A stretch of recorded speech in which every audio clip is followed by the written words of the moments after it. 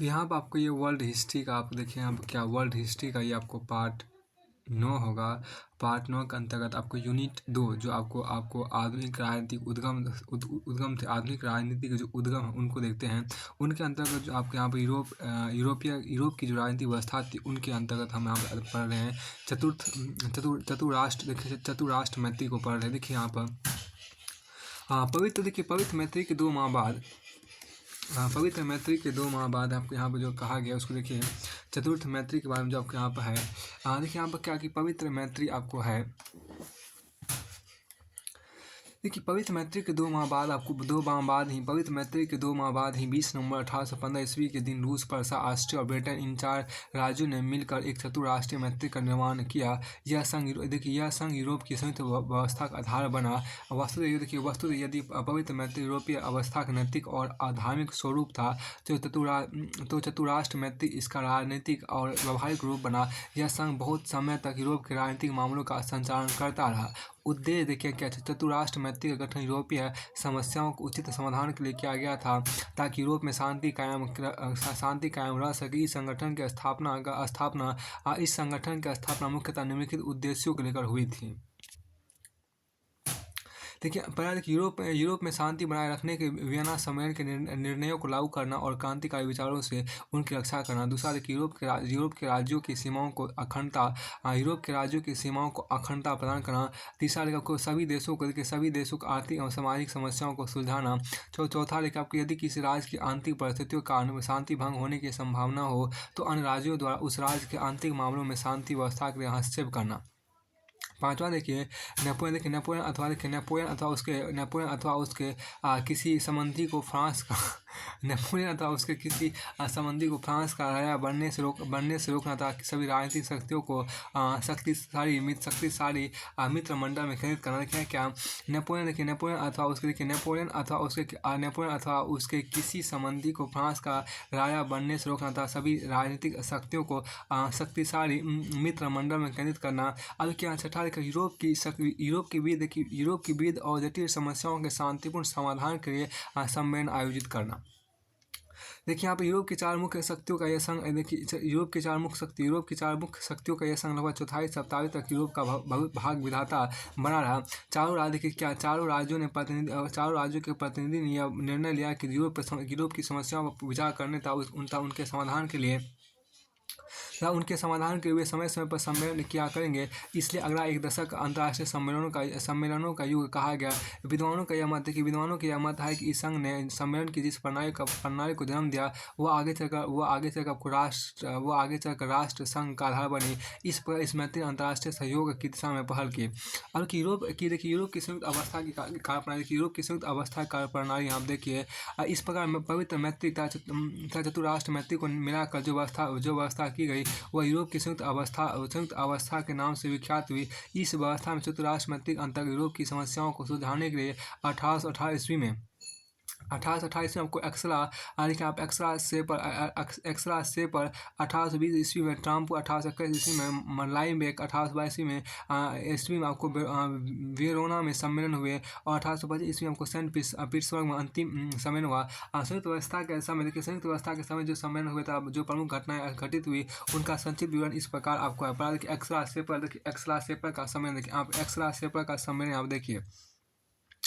एक्सला shaper का सम्मेलन देखिए यहाँ पर क्या देखिए। इस कांग्रेस का आयोजन आपको सितंबर 1828 ईस्वी में एक्सला सेपर नाम का स्थान पर किया गया जो पवित्र रोमन साम्राज्य की राजधानी थी। इसका आयोजन मुख्यतः फ्रांस की स्थिति पर विचार करने के लिए किया गया था।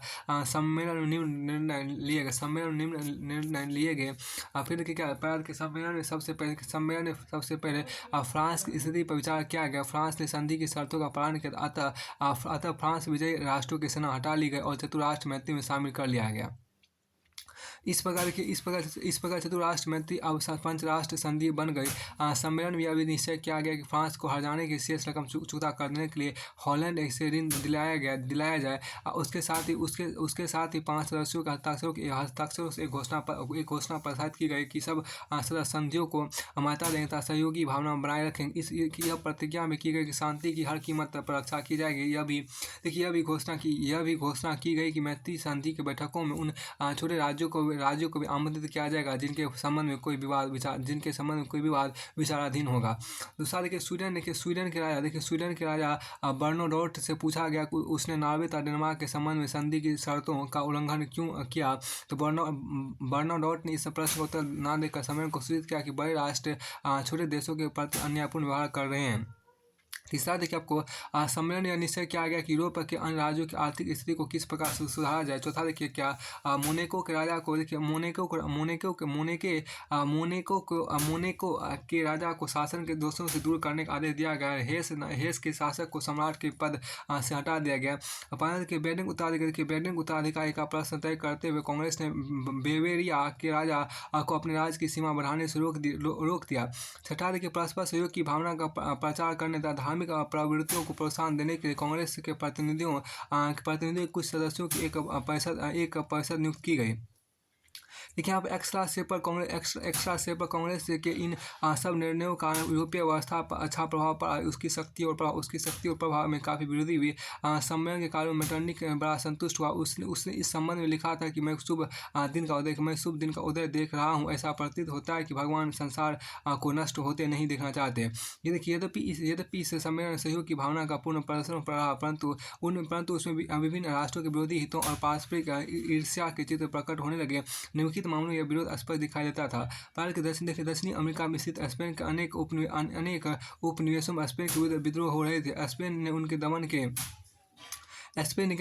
दमन के लिए फ्रांस से सहायता की प्रार्थना की। इस पर तीव्र मतभेद खड़ा हो गया। रूस और ऑस्ट्रिया सहायता देने के पक्ष में थे, परंतु देखिए क्या 20 वर्षों तक कायम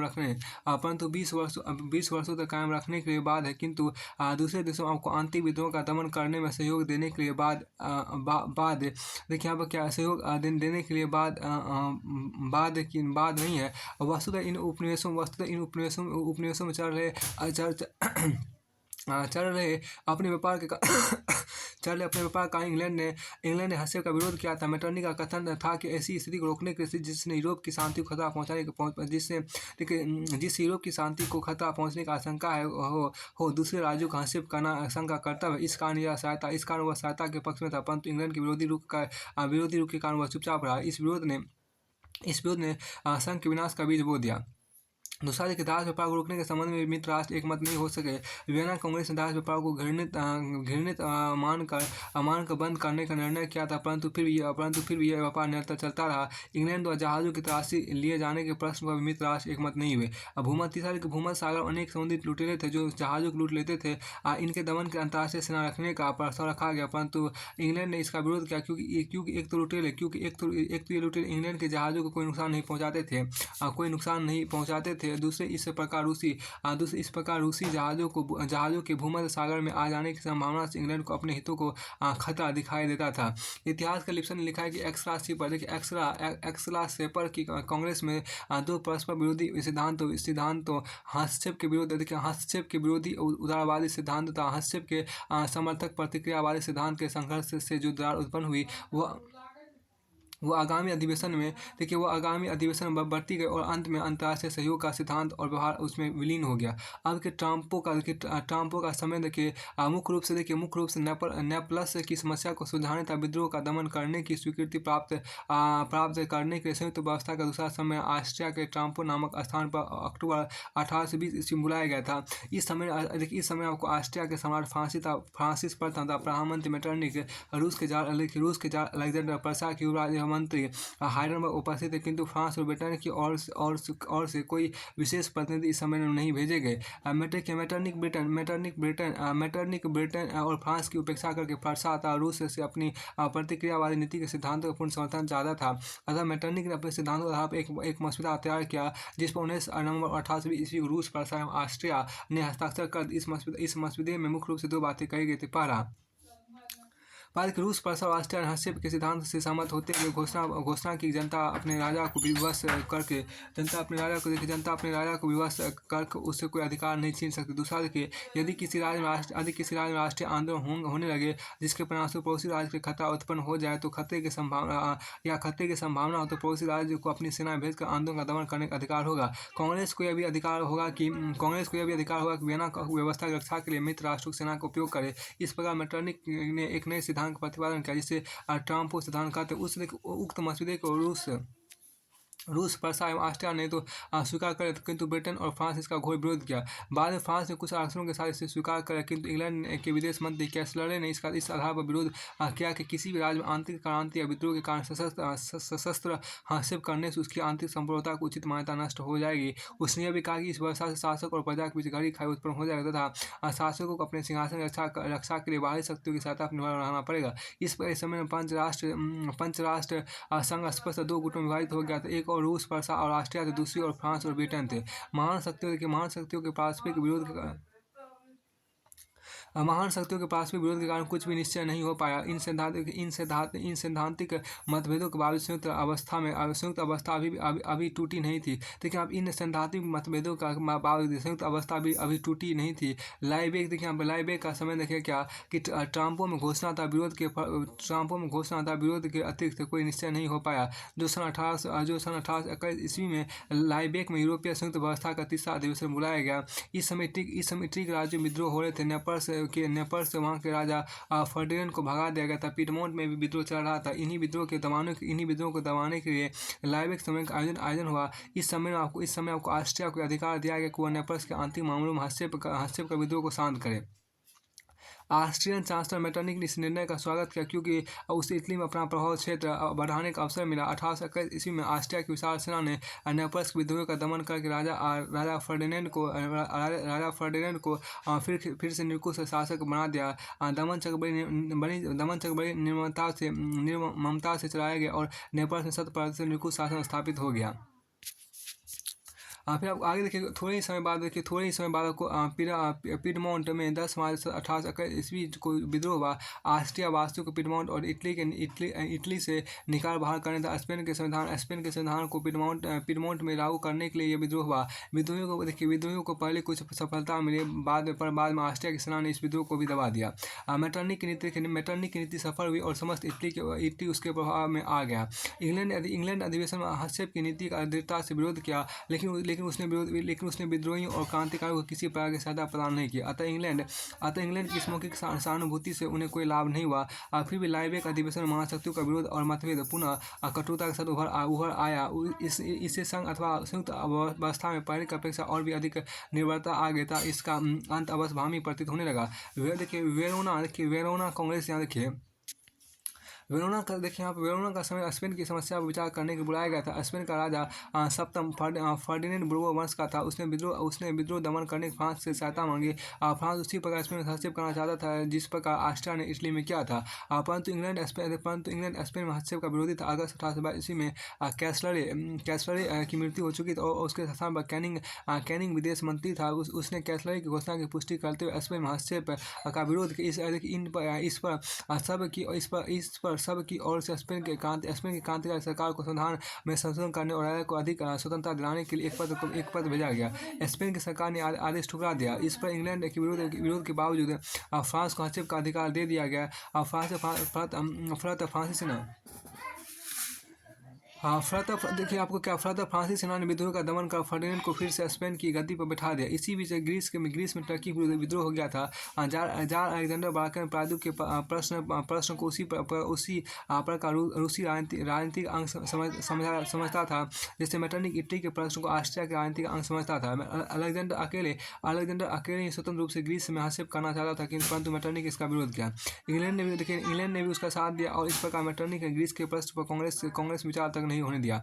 यद्यपि वेरोना कांग्रेस के बाद दो सम्मेलन हुए और परंतु वे औपचारिकता मात्र थे। वस्तुतः वेरोना सम्मेलन की असफलता ने अंतर्राष्ट्रीय सहयोग का अंत कर दिया था। अब देखिए मुनरो सिद्धांत की बात यहाँ पर की गई। मुनरो सिद्धांत यहाँ देखिए मुनरो सिद्धांत की बात यहाँ पर आपको की गई। उसमें देखिए मुनरो सिद्धांत क्या रहा। देखिए यहाँ पर मुनरो सिद्धांत दक्षिणी अमेरिका में स्पेन का अनेक उपनिवेश थे, वे सब विद्रोही हो रहे थे। फर्डिनेंड ने स्पेन में अपनी निरंकुश सत्ता प्राप्त करने के बाद संघ से अपने उपनिवेश के दमन की सहायता मांगी। इस बीच इंग्लैंड इन उपनिवेशों के साथ व्यापार शुरू कर दिया और उसे भय था कि यदि स्पेन ने उन पर फिर से अधिकार कर लिया तो उसे क्षति पहुंचेगी। अतः उसने स्पेन को विद्रोह दमन के लिए सहायता का विरोध किया। अमेरिका के संयुक्त राज्य के दक्षिणी अमेरिकन उपनिवेशों से से कोई व्यापार संबंध नहीं था, कोई व्यापार संबंध तो नहीं था, परंतु चूंकि वे उसी की भांति स्वतंत्र होने का प्रयत्न कर रहे थे, इस कारण अब यहाँ देखिए क्या कि इसका व्यापार देखिए, व्यापार संबंध तो था नहीं, परंतु चूंकि वे उसी की भांति स्वतंत्र होने का प्रयत्न कर रहे थे, इस कारण से इस कारण से उनके साथ इस कारण से उनके साथ सहानुभूति थी, इसलिए उसने इंग्लैंड का समर्थन किया। कैनिंग ने भी अमेरिका के राष्ट्रपति मुनरो से यूरोपीय राज्यों को अमेरिका से दूर रखने की घोषणा करते हुए कहा। मुनरो ने दिसंबर 18 दक्षिणी अमेरिका के स्पेनिश उपनिवेशों की स्वतंत्रता स्वीकार करते हुए घोषणा की कि जिन उपनिवेशों ने स्वतंत्रता ग्रहण कर ली है, उनको दबाने का प्रयत्न यदि यूरोप के बड़े राष्ट्र करेंगे तो वह संयुक्त राज्य की शक्ति एवं सुरक्षा के लिए एक खतरा होगा, और संयुक्त राज्य ऐसे प्रयत्न को उनकी शत्रुतापूर्ण मनोवृत्ति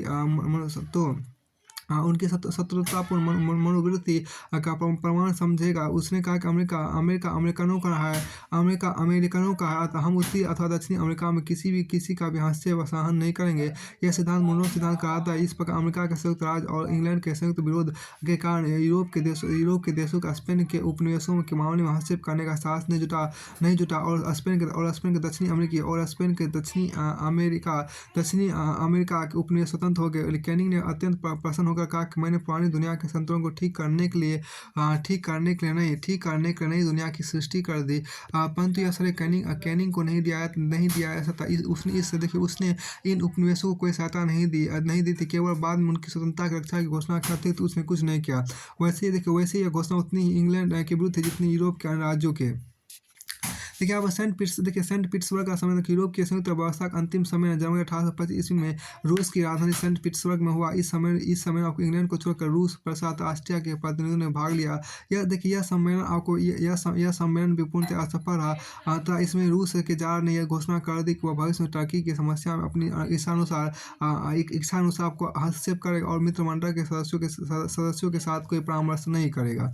इस सम्मेलन के उपरांत यूरोप की संयुक्त व्यवस्था भंग हो गई। इस संबंध आपको हार्नसा ने लिखा है कि संयुक्त व्यवस्था को जो वियना कांग्रेस से मिलती जुलती थी, असफल ही नहीं, क्योंकि यह लोकतांत्रिक और राष्ट्रीय विशेषताओं से दूर थी।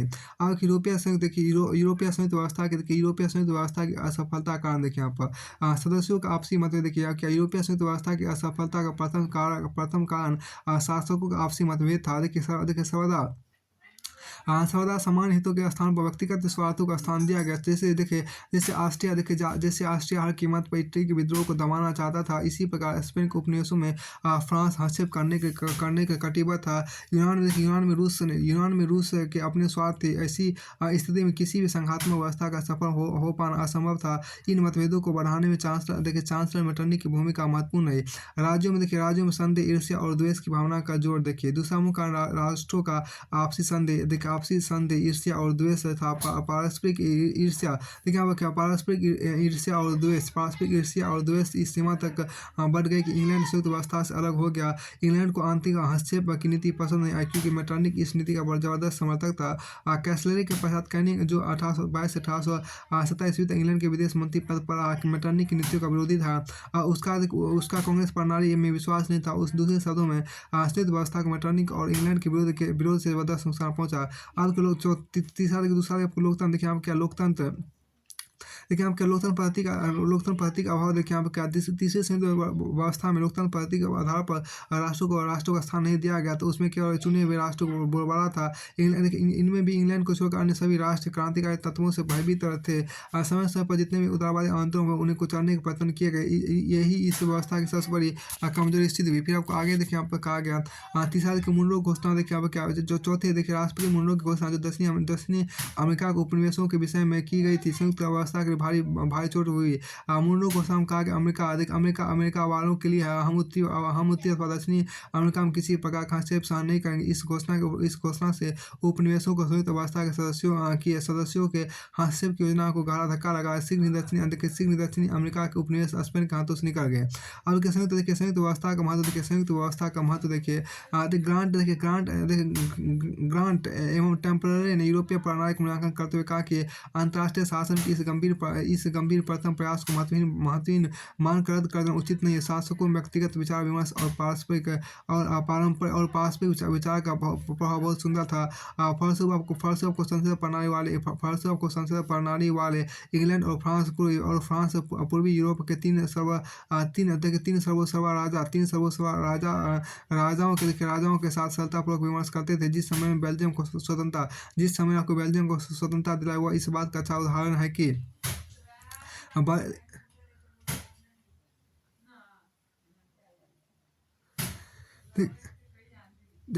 जिस समय में बेल्जियम को स्वतंत्रता दिलाई, वह इस बात का अच्छा उदाहरण है कि बड़े राष्ट्र की स्तर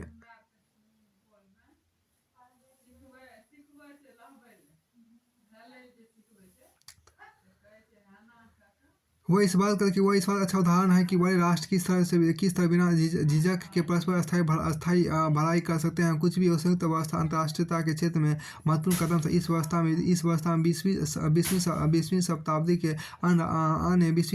शताब्दी के बीसवीं सदी के अंतर्राष्ट्रीय संगठनों को नई प्रेरणा दिशा प्राप्त हुई। फिर आपको आगे यदि संयुक्त व्यवस्था के उद्देश्यों का विश्लेषण किया जाए उद्देश्यों का विश्लेषण किया जाए तो वे निसंदेह समय अनुकूल थे। और यदि उन पर आचरण नहीं किया गया तो यह संस्था का दोष नहीं किंतु उनके सदस्यों का था। संयुक्त व्यवस्था को एकदम निरर्थक करना उचित नहीं होगा। इसने सम्मेलनों द्वारा समस्याओं को सुलझाने का रास्ता दिखाया। इस व्यवस्था का विकसित रूप ही प्रथम महायुद्ध के पश्चात राष्ट्रसंघ के रूप में सामने आया। द्वितीय महायुद्ध के पश्चात आधुनिक संयुक्त राष्ट्र संघ भी इसी श्रृंखला का विकसित रूप है। यह ठीक है 1825 ईस्वी के पश्चात संयुक्त व्यवस्था का अधिवेशन नहीं हुआ। भले ही संयुक्त व्यवस्था के मुखौटों के तत्वाधान में राष्ट्र इकट्ठे नहीं हुए, किंतु अनेक समस्याओं को यूरोपीय देशों ने मिलकर ही निपटाया। बेल्जियम की समस्या को सुलझाने में इंग्लैंड और फ्रांस ने योगदान दिया। 1832 ईस्वी में ब्रिटेन, फ्रांस और रूस ने यूनान की स्वतंत्रता पर मुहर लगा दी। 1840 ईस्वी में तुर्की की समस्या को लेकर अंतर्राष्ट्रीय सम्मेलन हुआ।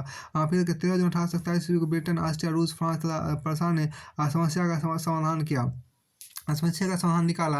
और फिर आपको आगे देखिए कैटलविन इस व्यवस्था का मूल्यांकन करते हुए कहा कि यूरोप की संयुक्त व्यवस्था का प्रयोग शांति दिशा में बढ़ावा आर्थिक रूप से किंतु सही पग था। नेपोलियन के युद्धों के कारण इस विचार ने मूर्त स्वरूप प्राप्त कर लिया था। सिंधु मूलतः वो असाधारण ऐतिहासिक और मनोवैज्ञानिक व्यवस्था में उठी हुई अल्पकालिक तरंग मात्र था। यूरोप में शांति स्थापना का यह प्रयत्न बिल्कुल ही व्यर्थ नहीं गया। संयुक्त व्यवस्था की सदस्यता यूरोप की प्रधान शक्तियों में निहित थी, जो लगभग 40 वर्षों तक चलती रही। 1815 से 1844 ईस्वी तक के इस व्यवस्था से ने यूरोप में सुख और शांति के अवसर दिए। अतः व्यापार, संगीत, चित्रकला, साहित्य आदि प्रवृत्तियों को बड़ा प्रोत्साहन प्राप्त हुआ। देखिए कांग्रेस व्यवस्था का एक और पक्ष भी है। उसकी अपनी तमाम कमजोरी और गलतियों के बावजूद यह अंतर्राष्ट्रीय सहयोग के क्षेत्र में बड़ा कदम था। युद्ध काल में दुश्मन के विरुद्ध कई देशों का सहयोग स्वाभाविक है, लेकिन शांति काल में और शांति बनाए रखने के अंतर्राष्ट्रीय सहयोग का यह अनोखा उदाहरण था। कुछ लोग विशेषकर अलेक्जेंडर तो इतना उत्साहित था कि ईसाई सिद्धांतों के नाम पर ही वह सहयोग को अस्थायी स्वरूप देना चाहता था, लेकिन उसका कार्य समय से पहले का करार दिया जाता था। समय आने पर अंतर्राष्ट्रीय सहयोग अनिवार्य रूप से बढ़ा तो इन प्रारंभिक प्रयोगों का इतिहास निश्चित नहीं काम आया। अब देखिए आप अमेरिकी क्रांतिकारी संविधान है। आप देखिए इसमें जो आपको कहा अमेरिकी क्रांतिकारी संविधान की बात आपको की गई है। इसमें देखिए क्या कि आपको सोवियत संघ विघटन के पश्चात विश्व की प्रथम शक्ति के रूप में संयुक्त राज्य अमेरिका की पहचान निर्विवाद है, परंतु यही देश 18वीं सदी के पूर्वांत में ग्रेट ब्रिटेन का अधीन था। यह अधीन था 18वीं शताब्दी में यूरोप एवं अमेरिका में उभरे दो आदर्श और स्वतंत्रता एवं समानता के सामने बनी ना रह सकी। 1775 ईस्वी में 1775 ईस्वी में 1775 ईस्वी से 1783 ईस्वी के मध्य घटित घटना और जन्मी विचारों ने एक नव राष्ट्र को जन्म दिया। क्षेत्रफल के दृष्टिकोण से संयुक्त राज्य अमेरिका विश्व के कई राज्यों में है। जिस समय इसकी स्थापना हुई थी उस समय इसका क्षेत्रफल आपको 3,15,065 वर्ग मील था और इसमें 13 राज्य थे। इसमें आज 50 राज्य और इसका क्षेत्रफल 36,52,522 वर्ग मील है। इस प्रभावशाली इस प्रभुत्वशाली देश के स्वतंत्रता संग्राम के इतिहास, इंग्लैंड के आधिपत्य से मुक्ति का इंग्लैंड के आधिपत्य से मुक्ति का संघर्षपूर्ण इतिहास है। देखिए आप क्या, परंतु यह अविश्वसनीय संघर्ष इतिहास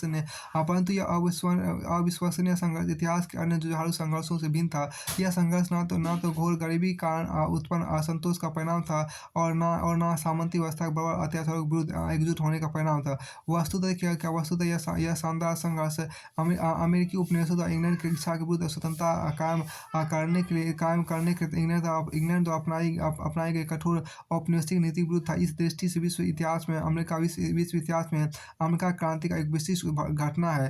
देखिए यह सही एक अमेरिका क्रांति के तत्काल कारण यूरोप उपनिवेशवासियों पर कुछ अनुचित करों का लगाया जाना था। लेकिन इसके मूल कारण कुछ और ही थे। वस्तुतः 18वीं शताब्दी के उत्तरार्ध में अमेरिकी बस्तियों में ग्रेट ब्रिटेन में एक नए दृष्टिकोण के विकास ने अमेरिका क्रांति को अवक्षिप्त होने का अवसर प्रदान किया। एक और अमेरिकी लोग ब्रिटेन के प्रभुत्व के अंतर्गत अपनी अधीनस्थ स्थिति को कमजोर करने को तैयार नहीं थे। दूसरी ओर ब्रिटिश सरकार ने 1863 ईस्वी के पश्चात ऐसी नीतियों का विकल्पना कर अनुसरण किया। यहाँ देखिए क्या, इस दूसरी ओर ब्रिटिश सरकार ने 1863 ईस्वी के पश्चात ऐसी नीतियों की अभिकल्पना कर उसका पुनः अनुसरण किया। देखिए जिससे अमेरिकी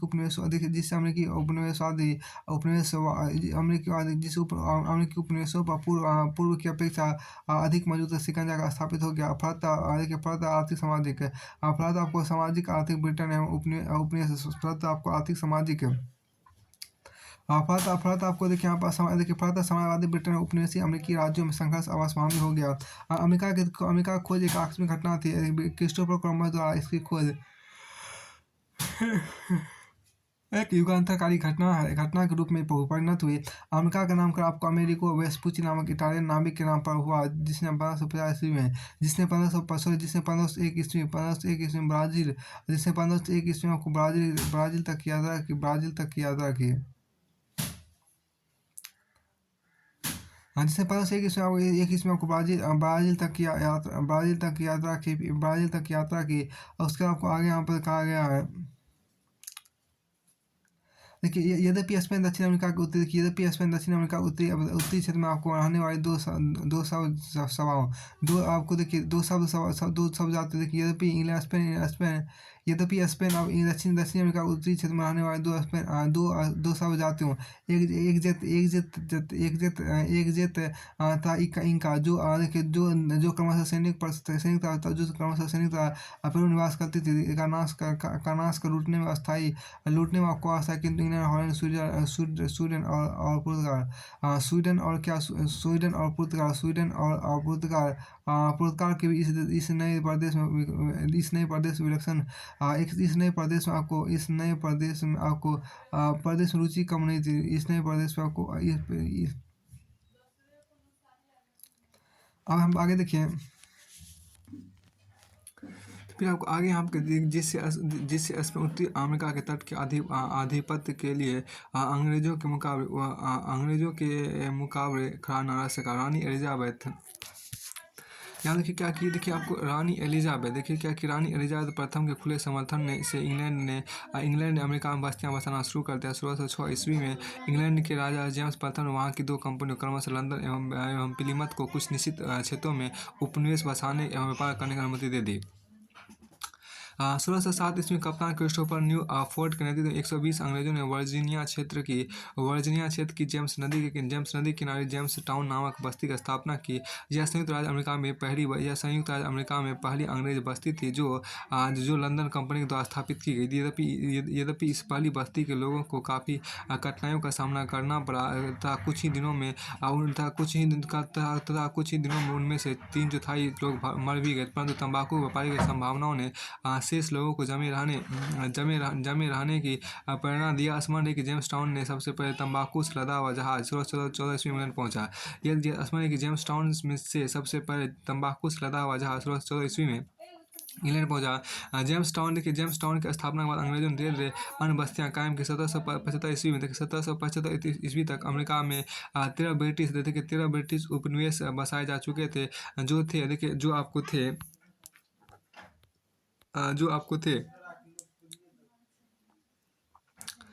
देखिए आप बसाए जा चुके थे।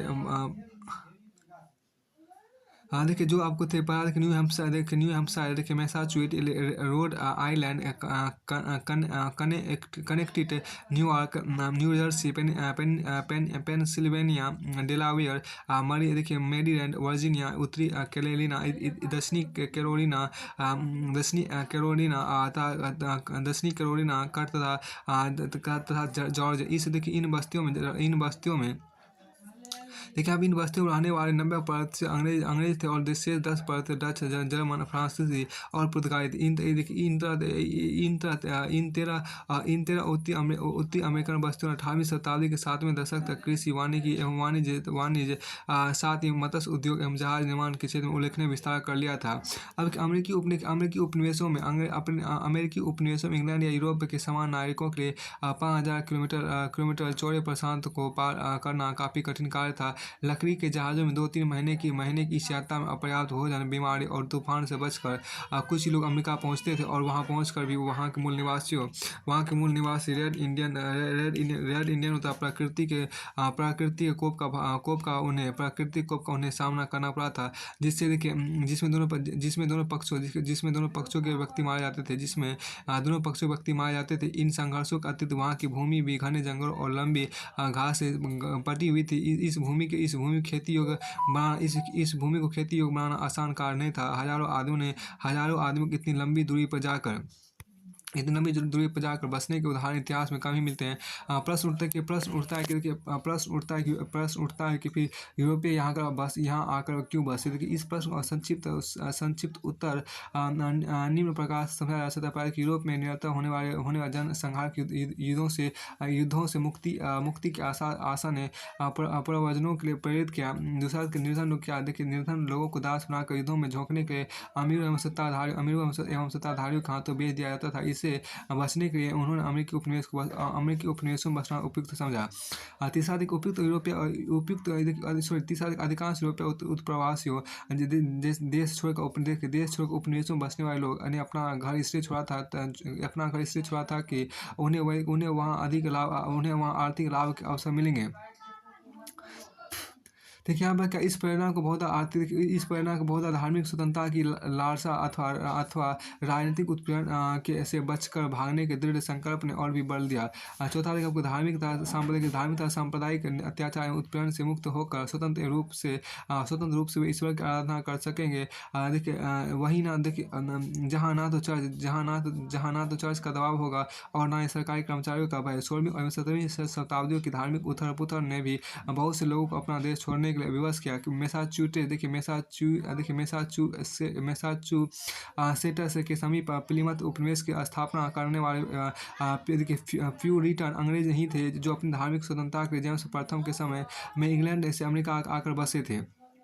क्वेकर संप्रदाय का अनुयायी विलियम पेन था। उसके साथ ही क्वेकरों ने धार्मिक दृष्टि से ही पेनिसिल्वेनिया की स्थापना की। उपनिवेशों के विभिन्न धर्मावलंबियों धार्मिक मतभेद होते हुए भी एक मौलिक एकता थी और वह थी मातृभूमि प्रचलित व्यवस्था के प्रति असंतोष।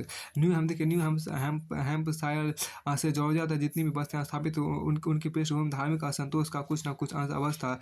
स्वदेश छोड़कर अमेरिका में बसने का एक अन्य कारण राजनीतिक था। चार्ल्स प्रथम के शासनकाल में स्टुअर्ट वंश समर्थक गृह युद्ध में पराजित होकर अमेरिका चले गए।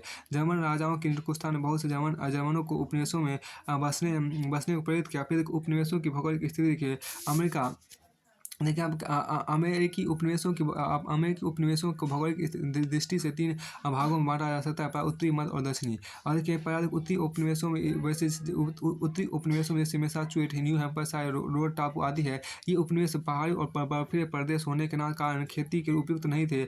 यहाँ देखिए यहाँ से इंग्लैंड को मुख्यतः लकड़ी, मछली और वन संपत्ति प्राप्त होती थी। स्वतंत्रता के पूर्व स्वयं इंग्लैंड के अधिकांश जहाज यहीं निर्मित होते थे। दूसरा देखिए अब मध्य उपनिवेश में न्यूयॉर्क, न्यू जर्सी और मेरीलैंड आदि थे। यहाँ के उद्योग में जिनमें शराब और चीनी उद्योग प्रमुख थे, प्रगतिशील अवस्था में थे। तीसरा देखिए दक्षिणी उपनिवेशों में अब उत्तरी कैरोलिना, दक्षिणी कैरोलिना, वर्जीनिया आदि थे। यहाँ की जलवायु आपको गर्म होने के कारण ये प्रदेश खेती को उपयुक्त थे। यहाँ मुख्यतः अनाज, गन्ना, तंबाकू तथा कपास का उत्पादन होता था। उपनिवेशों की संस्कृति देखिए, अमेरिका के उपनिवेशों में एक मिश्रित संस्कृति का जन्म हुआ। इसके कारण पर यहाँ आकर बसने वाले लोग यूरोप के विभिन्न प्रदेशों से आए थे, जो भिन्न संप्रदाय था। आपको एंग्लिकन, प्यूरिटन, क्वेकर, लूथरवाद, देखिए प्रेसबिटेरियन आदि को मानने वाले थे। दूसरा देखिए इनके भिन्न भिन्न शासन, संगठन एवं कानून थे। तीसरा देखिए जीवन यापन के साधन अलग अलग थे। अतः यहाँ एक ऐसी संस्कृति का जन्म हुआ जिसमें अनेक तत्वों का मूल विद्वान था। अतः यहाँ एक ऐसी संस्कृति का जन्म हुआ जिसमें अनेक तत्वों का मूल विद्वान था। विभिन्न धर्मों, विश्वासों और विभिन्न प्रकार के कार्यों को करने पर भी यहाँ के लोगों के सामने एक ऐसी समस्याएं थी जिनके लिए उन्हें मिलकर संघर्ष करना पड़ा। इस अस्तित्व की देखिए आप इस तरह यहाँ एक मैप भी दिया European settlements in North America about 1700 century. और यहाँ देखिए फिर आपको आगे यहाँ पर कहा गया एक मिनट कि यहाँ देखिए क्या कि इस तरह अस्तित्व की भावना ने सने सने उनके बीच की खाई को समाप्त कर दिया। देखिए जिस इस धरती पर एक ऐसी संस्कृति उदित हुआ जो यूरोपियों से मिलती जुलती होने पर भी अपने आप में विशिष्ट थी। क्रांतिपूर्व अमेरिका की स्थिति देखिए, देखिए उत्तर में मैन से दक्षिण में जॉर्जिया तक कुल 13 अंग्रेजी बस्तियाँ थी। इन उपनिवेशों में आपको 1713 ईस्वी से 1763 ईस्वी के बीच जनसंख्या में 4 गुना वृद्धि हुई। इसकी तुलना में क्षेत्रफल में 3 गुना बढ़ोतरी हुई, जो कि बस्ती वासियों के पश्चिम की ओर अग्रसर होने से हुई। 1763 ईस्वी के बीच बड़ी संख्या में अंग्रेज, स्कॉट, जर्मन था फ्रेंच अप्रवासी अमेरिका की बस्तियों में जाकर बसे। ये देखिए ये वाणिज्यवाद के महत्वपूर्ण वर्ष थे। अमेरिका के सभी उत्पादन यथा लकड़ी, चमड़ा, तंबाकू, चीनी, तांबा, मछली आदि की कीमत इंग्लैंड तथा यूरोप में तेजी से बढ़ी। देखिए जिससे अमेरिकी लोग समृद्ध हुए। यद्यपि इंग्लैंड की व्यापारिक नीति लगातार बाधाएं खड़ी करती रही। 50 वर्षों लगातार खुशहाली कारण ही अमेरिकी तत्कालीन विश्व में नहीं देखिए अमेरिकी तत्कालीन विश्व में ऊंचा जीवन स्तर ये बना पाए। इंग्लैंड की यात्रा पर जाना अब एक आम बात बन गई थी। विदेशों से पुस्तकों का आयात बहुत बड़े स्तर पर किया जाने लगा था और कई पत्रिकाएं अमेरिका में भी छपने लगी थी। पत्रकारिता से अमेरिकियों का लगाव पैदा हो चुका था। कुछ पत्र जैसे कि गजट, न्यूयॉर्क रिपोर्ट आदि की यूरोप तक में मांग हो चुकी थी। बोस्टन एवं अनापोलिस जैसे नगरों में इंग्लैंड की तुलना में अधिक सुंदर भवनों का निर्माण किया गया। कई प्रसिद्ध अमेरिकी विश्वविद्यालय जैसे प्रिंसटन, येल, डॉर्टमाउथ, ब्राउन इत्यादि क्रांति से पूर्व स्थापित हो चुके थे। क्रांतिकाल के महत्वपूर्ण अमेरिकी नगर Boston, New York, Jamestown, Charlestown, Savannah, Philadelphia आदि थे। नगरों ने क्रांति में अहम भूमिका निभाई। अमेरिकी क्रांति कारण देखें आप देखिए ये आशा कभी भी ना की जा सकती थी कि अमेरिकी उपनिवेशवासी सदैव के लिए इंग्लैंड के अधीन रहे। परंतु 1776 ईस्वी था इससे पूर्व ऐसी घटनाएं घटित हुई जिन्होंने क्रांति को जन्म दिया। अमेरिका की क्रांति निसंदेह उपनिवेशों और मातृ राज्य में मौलिक मतभेदों का कारण हुई। वास्तव में अमेरिका का स्वतंत्रता संग्राम मुख्यतः ग्रेट ब्रिटेन था उसके उपनिवेशों के बीच आर्थिक हितों का संघर्ष था, किंतु कई तरीकों में उस सामाजिक और राजनीतिक व्यवस्था के विरुद्ध भी विद्रोह था। देखिए जिसकी उपयोगिता अमेरिका में कभी की समाप्त हो गई थी। दूसरे शब्द आपको अमेरिकी क्रांति एक ही साथ आपको आर्थिक, राजनीतिक सामाजिक और धार्मिक अनेक शक्तियों का परिणाम थे। कुछ विद्वान अमेरिकी क्रांति कारणों को 4 बड़े भागों में विभक्त किया। पहला अभिवृत्ति तथा सिद्धांतों का संघ, दूसरा आपको परिस्थितियों का योगदान, तीसरा साथ देखिए रूढ़िवादी अंग्रेजी समाज तथा रूढ़िवादी अंग्रेजी समाज तथा उदार अमेरिकी समाज में टकराव जो था। दोस्तपूर्ण अंग्रेजी शासन, देखिए दोस्तपूर्ण अंग्रेजी प्रशासन। देखिए यहाँ पर नीतियाँ में कुछ था। देखिए सप्तवर्षीय युद्धों के पूर्व तक अमेरिकी सप्तवर्षीय युद्धों के पूर्व तक अमेरिकी उपनिवेश को इंग्लैंड की तरह इंग्लैंड को अपने अमेरिकी उपनिवेश की चिंता नहीं थी, परंतु 1763 ईस्वी के पश्चात इंग्लैंड द्वारा अपनाए गए कठोर व्यापारवादी व्यवस्था एवं औपनिवेशिक नीति ने विद्रोह को जन्म दिया। यह देखिए यह संघर्ष ना तो गरीबी के कारण उत्पन्न असंतोष का परिणाम था और ना ही यहाँ के लोग सामंती व्यवस्था को पीड़ित से, वरन अमेरिकी उपनिवेश ने अपनी स्वच्छंदता व्यवहार में स्वतंत्रता तथा अपनी स्वायत्तता को बनाए रखने के लिए विद्रोह किया। यूँ तो अमेरिका के स्वतंत्रता संग्राम को 4 जुलाई 1776 ईस्वी को आरंभ हुआ, किंतु जैसा कि संयुक्त राज्य अमेरिका के द्वितीय राष्ट्रपति जॉन एडम्स का कहना था, क्रांति का आरंभ युद्ध के पूर्व ही हो चुका था। क्रांति तो लोगों के मस्तिष्क में, हृदय में विद्यमान थी, अर्थात क्रांति की। देखिए यहाँ पे अर्थात क्रांति की पृष्ठभूमि काफ़ी पहले ही तैयार हो चुकी थी। यह स्मरणीय कि उपनिवेशवासियों में पर्याप्त भिन्नता थी और उनमें बहुत को इंग्लैंड से कोई विशेष शिकायत भी ना थी। फिर भी परिस्थितियों ने उन्हें एकता सूत्र में कैसे आबद्ध कर दिया। ये देखिए वे शक्तिशाली इंग्लैंड के विरुद्ध कैसे एकजुट हुए और अंत में उन्हें इंग्लैंड के निरंकुश शासन से किस प्रकार मुक्ति मिली। इन प्रश्नों के उत्तर हमें खोजने होंगे। आपको देखिए क्या प्रायिक अभिवृद्धि का सिद्धांत की वजह से देखिए यहाँ पर देखिए मातृराष्ट्र इंग्लैंड और उपनिवेश अमेरिका के मध्य अंतर्विरोधपूर्ण अभिवृद्धि एवं सिद्धांत अमेरिकी क्रांति के मूल कारणों में एक है। देखिए अमेरिकी क्रांति का आपको मूल है। अमेरिकी उपनिवेशों ने क्रांति से पूर्व पर्याप्त प्रगति कर ली थी, परंतु उनमें और अधिक प्रगति की आकांक्षा थी। उनमें यह भावना घर कर रही थी कि उन्हें स्वयं अपने भविष्य का निर्माण करना है, तभी इसके योग्य उपनिवेशवादी यद्यपि मातृभूमि से राजनीतिक संबंध को पूर्णतः विच्छेद करने के पक्ष में नहीं थे, परंतु वे इस बात को अब और सहन करने को तैयार नहीं थे। उपनिवेशों को केवल लाभ का साधन बनाया जाए। उपनिवेशवासी समानता और स्वायत्त शासन चाहते थे। ये ऐसे तत्व थे जो 18वीं शताब्दी में उभर कर सामने आए, जिनसे इंग्लैंड को परहेज था। इस प्रकार के तत्वों का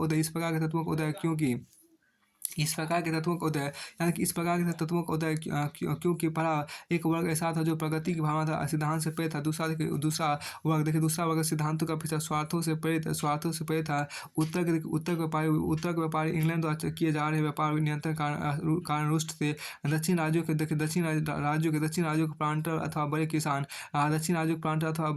किसान इंग्लैंड के महाजनों के ऋण से दबे हुए थे। उनका विश्वास था कि इंग्लैंड से संबंध विच्छेद होने पर वे अपने ऋण के भुगतान में से बच जाएंगे। तीसरा देखिए मध्यम वर्ग उपनिवेशी शासकों विशेष अधिकार और सुविधाओं से घृणा करता था। इस वर्ग में नगरों के व्यवसाय तथा देहात के छोटे किसान, मैकेनिक तथा पढ़ा लिखा वर्ग शामिल थे। ये वर्ग उपनिवेशों में आर्थिक, सामाजिक तथा राजनीतिक प्रजातंत्र की स्थापना चाहता था। इस वर्ग में निराशा एवं असंतोष की भावना कहीं अधिक थी, क्योंकि यह जागृत वर्ग था। यह स्मरण है कि प्रारंभ में यह वर्ग मातृराज्य से विद्रोह नहीं चाहता था, लेकिन इस वर्ग में जब यह चेतना उत्पन्न हुई कि उपनिवेशी शासकों तथा स्वार्थी वर्गों की शक्ति का स्रोत इंग्लैंड में है, तो इस वर्ग ने संपूर्ण उपनिवेशी स्वायत्त सरकार की स्थापना को अपना लक्ष्य बनाया। देखिए आर्थिक क्षेत्र में उभरी विचारधारा देखिए आप वाणिज्यवाद का 16वीं शताब्दी के उत्थान से इंग्लैंड अनुसरण कर रहा था। यह विचारधारा इस बात में विश्वास रखती थी कि प्रत्येक राष्ट्र को धनी और शक्तिशाली होने का प्रयास करना चाहिए, अन्यथा वह जीवित नहीं रह सकता। यह विचारधारा इंग्लैंड में लगभग एक धर्म बन गई थी। इसका कारण यह था कि इसके बल पर साम्राज्यवादी देश न केवल उपनिवेश स्थापित कर सकते थे, बल्कि उनसे पूरा लाभ भी उठा सकते थे। इंग्लैंड ने अपने वाणिज्यिक हितों की सुरक्षा के लिए शक्तिशाली सेना और नौसेना का गठन किया। वाणिज्यवादी नीतियों के अंतर्गत इंग्लैंड ने अमेरिकी उपनिवेशों में उत्पादन पर अनेक प्रतिबंध लगाए। इस दिशा में नौ परिवहन कानून 1651 ईस्वी में, गुड़ कानून 1733 ईस्वी में और शुगर अधिनियम 1764 ईस्वी में आदि समय पर पारित किए गए। देखिए वाणिज्यवाद की क्या वाणिज्यवाद का अतिरिक्त देखिए वाणिज्यवाद का अतिरिक्त अभिवृत्ति देखिए वाणिज्यवाद के वाणिज्यवाद का अतिरिक्त आपको अभिवृत्ति एवं सिद्धांतों के क्षेत्र में दोनों दोनों राष्ट्रों के बीच अंतर्विरोध था। इंग्लैंड में इस मान्यता पर कोई मतभेद नहीं था कि वह वहाँ की संसद की शक्तियों पर किसी भी प्रकार कोई प्रतिबंध हो सकता। उपनिवेशवासी इंग्लैंड की इस रूढ़िवादी विचारधारा को स्वीकार करने को तैयार नहीं थे। उनकी धारणा थी कि संसद की शक्ति किसी मौलिक कानून के सामने सीमित हो सकती थी। परंतु देखिए क्या परंतु अधिकांश अंग्रेज अधिकारियों को विश्वास था कि पार्लियामेंट एक ऐसी शाही सत्ता है जो इंग्लैंड की तरह उपनिवेशों पर भी अपने अधिकारों को समान रूप से व्यवहार में ला सकती थी। पार्लियामेंट अपनी इच्छानुसार उपनिवेशों की सरकारों को सीमित करने, बढ़ाने या समाप्त करने का अधिकार निहित माने जाते थे। कहने को उपनिवेशों की सरकार थी किंतु उनका स्तर निगमों से अधिक नहीं था और वे इंग्लैंड की पार्लियामेंट के अधीन मानी जाती थी। परंतु अमेरिकी नेता यह सब मानने को तैयार नहीं थे। उनका कहना था कि उनका वैधानिक संबंध केवल सम्राट से है। वे यह मानते थे कि समुद्र पर उपनिवेश स्थापित करने की स्वीकृति इंग्लैंड के बादशाह ने ही प्रदान की और बादशाह ने ही उनकी सरकार को व्यवस्था की। इसे बादशाह जिस प्रकार इंग्लैंड का है उसी प्रकार उपनिवेशों का है। लेकिन जिस प्रकार किसी उपनिवेश के विधानमंडल को इंग्लैंड के लिए कानून बनाने का अधिकार प्राप्त नहीं, उसी पर इंग्लैंड की पार्लियामेंट को भी उस उपनिवेश के कानून बनाने का अधिकार प्राप्त नहीं। यदि बादशाह को किसी उपनिवेश से धन की आवश्यकता है तो वह उसे अनुदान के रूप में मांग सकता है। लेकिन पार्लियामेंट को यह अधिकार नहीं कि वह स्टाम्प कानून या कोई दूसरा महसूल कानून पास कराकर रकम एकत्र कर सके। देखिए इंग्लैंड को यह विश्वास था कि वह उपनिवेशों को सुरक्षा प्रदान करता है। अतः उपनिवेशों को भी सुरक्षा हेतु किए गए व्यय का बोझ उठाना चाहिए। इंग्लैंड के इस विचार और सिद्धांत के कारण भी उपनिवेशों से संघर्ष की स्थिति बढ़ी। सप्तवर्षीय युद्ध में यद्यपि फ्रांस के विरुद्ध इंग्लैंड को विजय हासिल हुई, किंतु इंग्लैंड युद्ध काल में हुए खर्च के कारण ऋण के भार से दब गया था। यह एक तथ्य यह भी है कि उपनिवेशों पर होने वाला खर्च भी बढ़ गया था। उपनिवेशों क्रांति से पूर्व होने वाला नियमित प्रशासनिक खर्च पिछले 15 वर्षों का पिछला 5 गुना हो गया था। इंग्लैंड की संसद में भी यह मांग की जा रही थी कि राजकीय ऋण को चुकाया जाए, जनता पर से कर का भार कम किया जाए था, उपनिवेशों को विवश किया जाए कि वे भी साम्राज्य संबंधी प्रशासनिक सुरक्षा के व्यय में हाथ बटाए। देखिए यह भी कहा गया कि युद्ध काल में उपनिवेशवासियों ने व्यापार नियमों को उल्लंघन किया और शत्रुओं से व्यापार करते रहे। इस सब के विपरीत उपनिवेशवादी यह मानकर चल रहे थे कि इंग्लैंड अपनी नीतियों से केवल अपने साम्यवादी हितों की रक्षा कर रहा है। उपनिवेशवासी भी मातृ राज में रहने वालों के समान हितों का संरक्षण चाहते थे। शतवर्षीय युद्ध के पश्चात आई मंदी का मुकाबला करने के ब्रिटेन ने नए महसूल कर कठोरतापूर्वक उपनिवेशों पर थोपे। बिना सहमति कर लगाए गए तो उपनिवेशवासियों द्वारा व्यापक विरोध किया गया और प्रतिनिधि नहीं तो कर नहीं का नारा बुलंद किया गया। 1767 ईस्वी में शाही पदाधिकारियों न्यायालयों से सहायता आदेश मांगे अर्थात कर बचाकर माल लाने वालों के लिए जांच के वारंट जारी करने का अनुरोध किया। लेकिन उपनिवेशों के निवासियों के लिए इस प्रकार के आदेश असहाय थे, परंतु आदेश ही था। अधिकारी किसी भी व्यक्ति के घर या दुकान की जांच कर सकते थे। लगभग इसी समय ब्रिटिश सरकार ने उपनिवेशों में कुछ वस्तुओं के निर्माण तथा प्रतिबंधात्मक कानून लागू किए। शाही सत्ता ने इन कदमों को उचित ठहराया क्योंकि उसका विश्वास था कि समाज तभी समृद्ध बन सकेगा जब उपनिवेश कच्चे माल पर और साम्राज्य तैयार माल बनाने की दिशा में अपना ध्यान केंद्रित करे। लेकिन अनेक उपनिवेशों ने इस आश्चर्य का विरोध किया। इस प्रकार यह धारणा कार्यरत थी कि एक पक्ष मानता था कि कर लगाना उसका जन्मसिद्ध अधिकार है, जबकि दूसरा पक्ष ऐसा मानने को तैयार नहीं था। अमेरिकी उपनिवेशों एवं इंग्लैंड के अभिवृत्तियों तथा सिद्धांत में भिन्नता होना स्वाभाविक था, परंतु इसने कई भ्रांत धारणाओं को जन्म दिया। क्रांति के पहले 10 वर्षों अमेरिकी उपनिवेशों और ब्रिटिश शासकों में एक दूसरे के प्रति जितनी भ्रांत धारणाएं थी, कदाचित ही दो प्रतिस्पर्धी उतनी रही हो।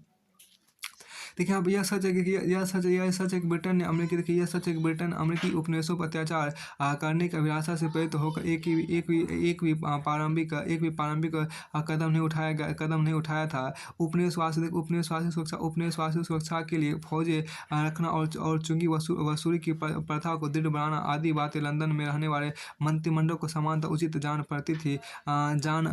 लेकिन यही बात अधिकांश अमेरिकनों को अत्याचार के शिकंजे की भांति दिखाई देती थी।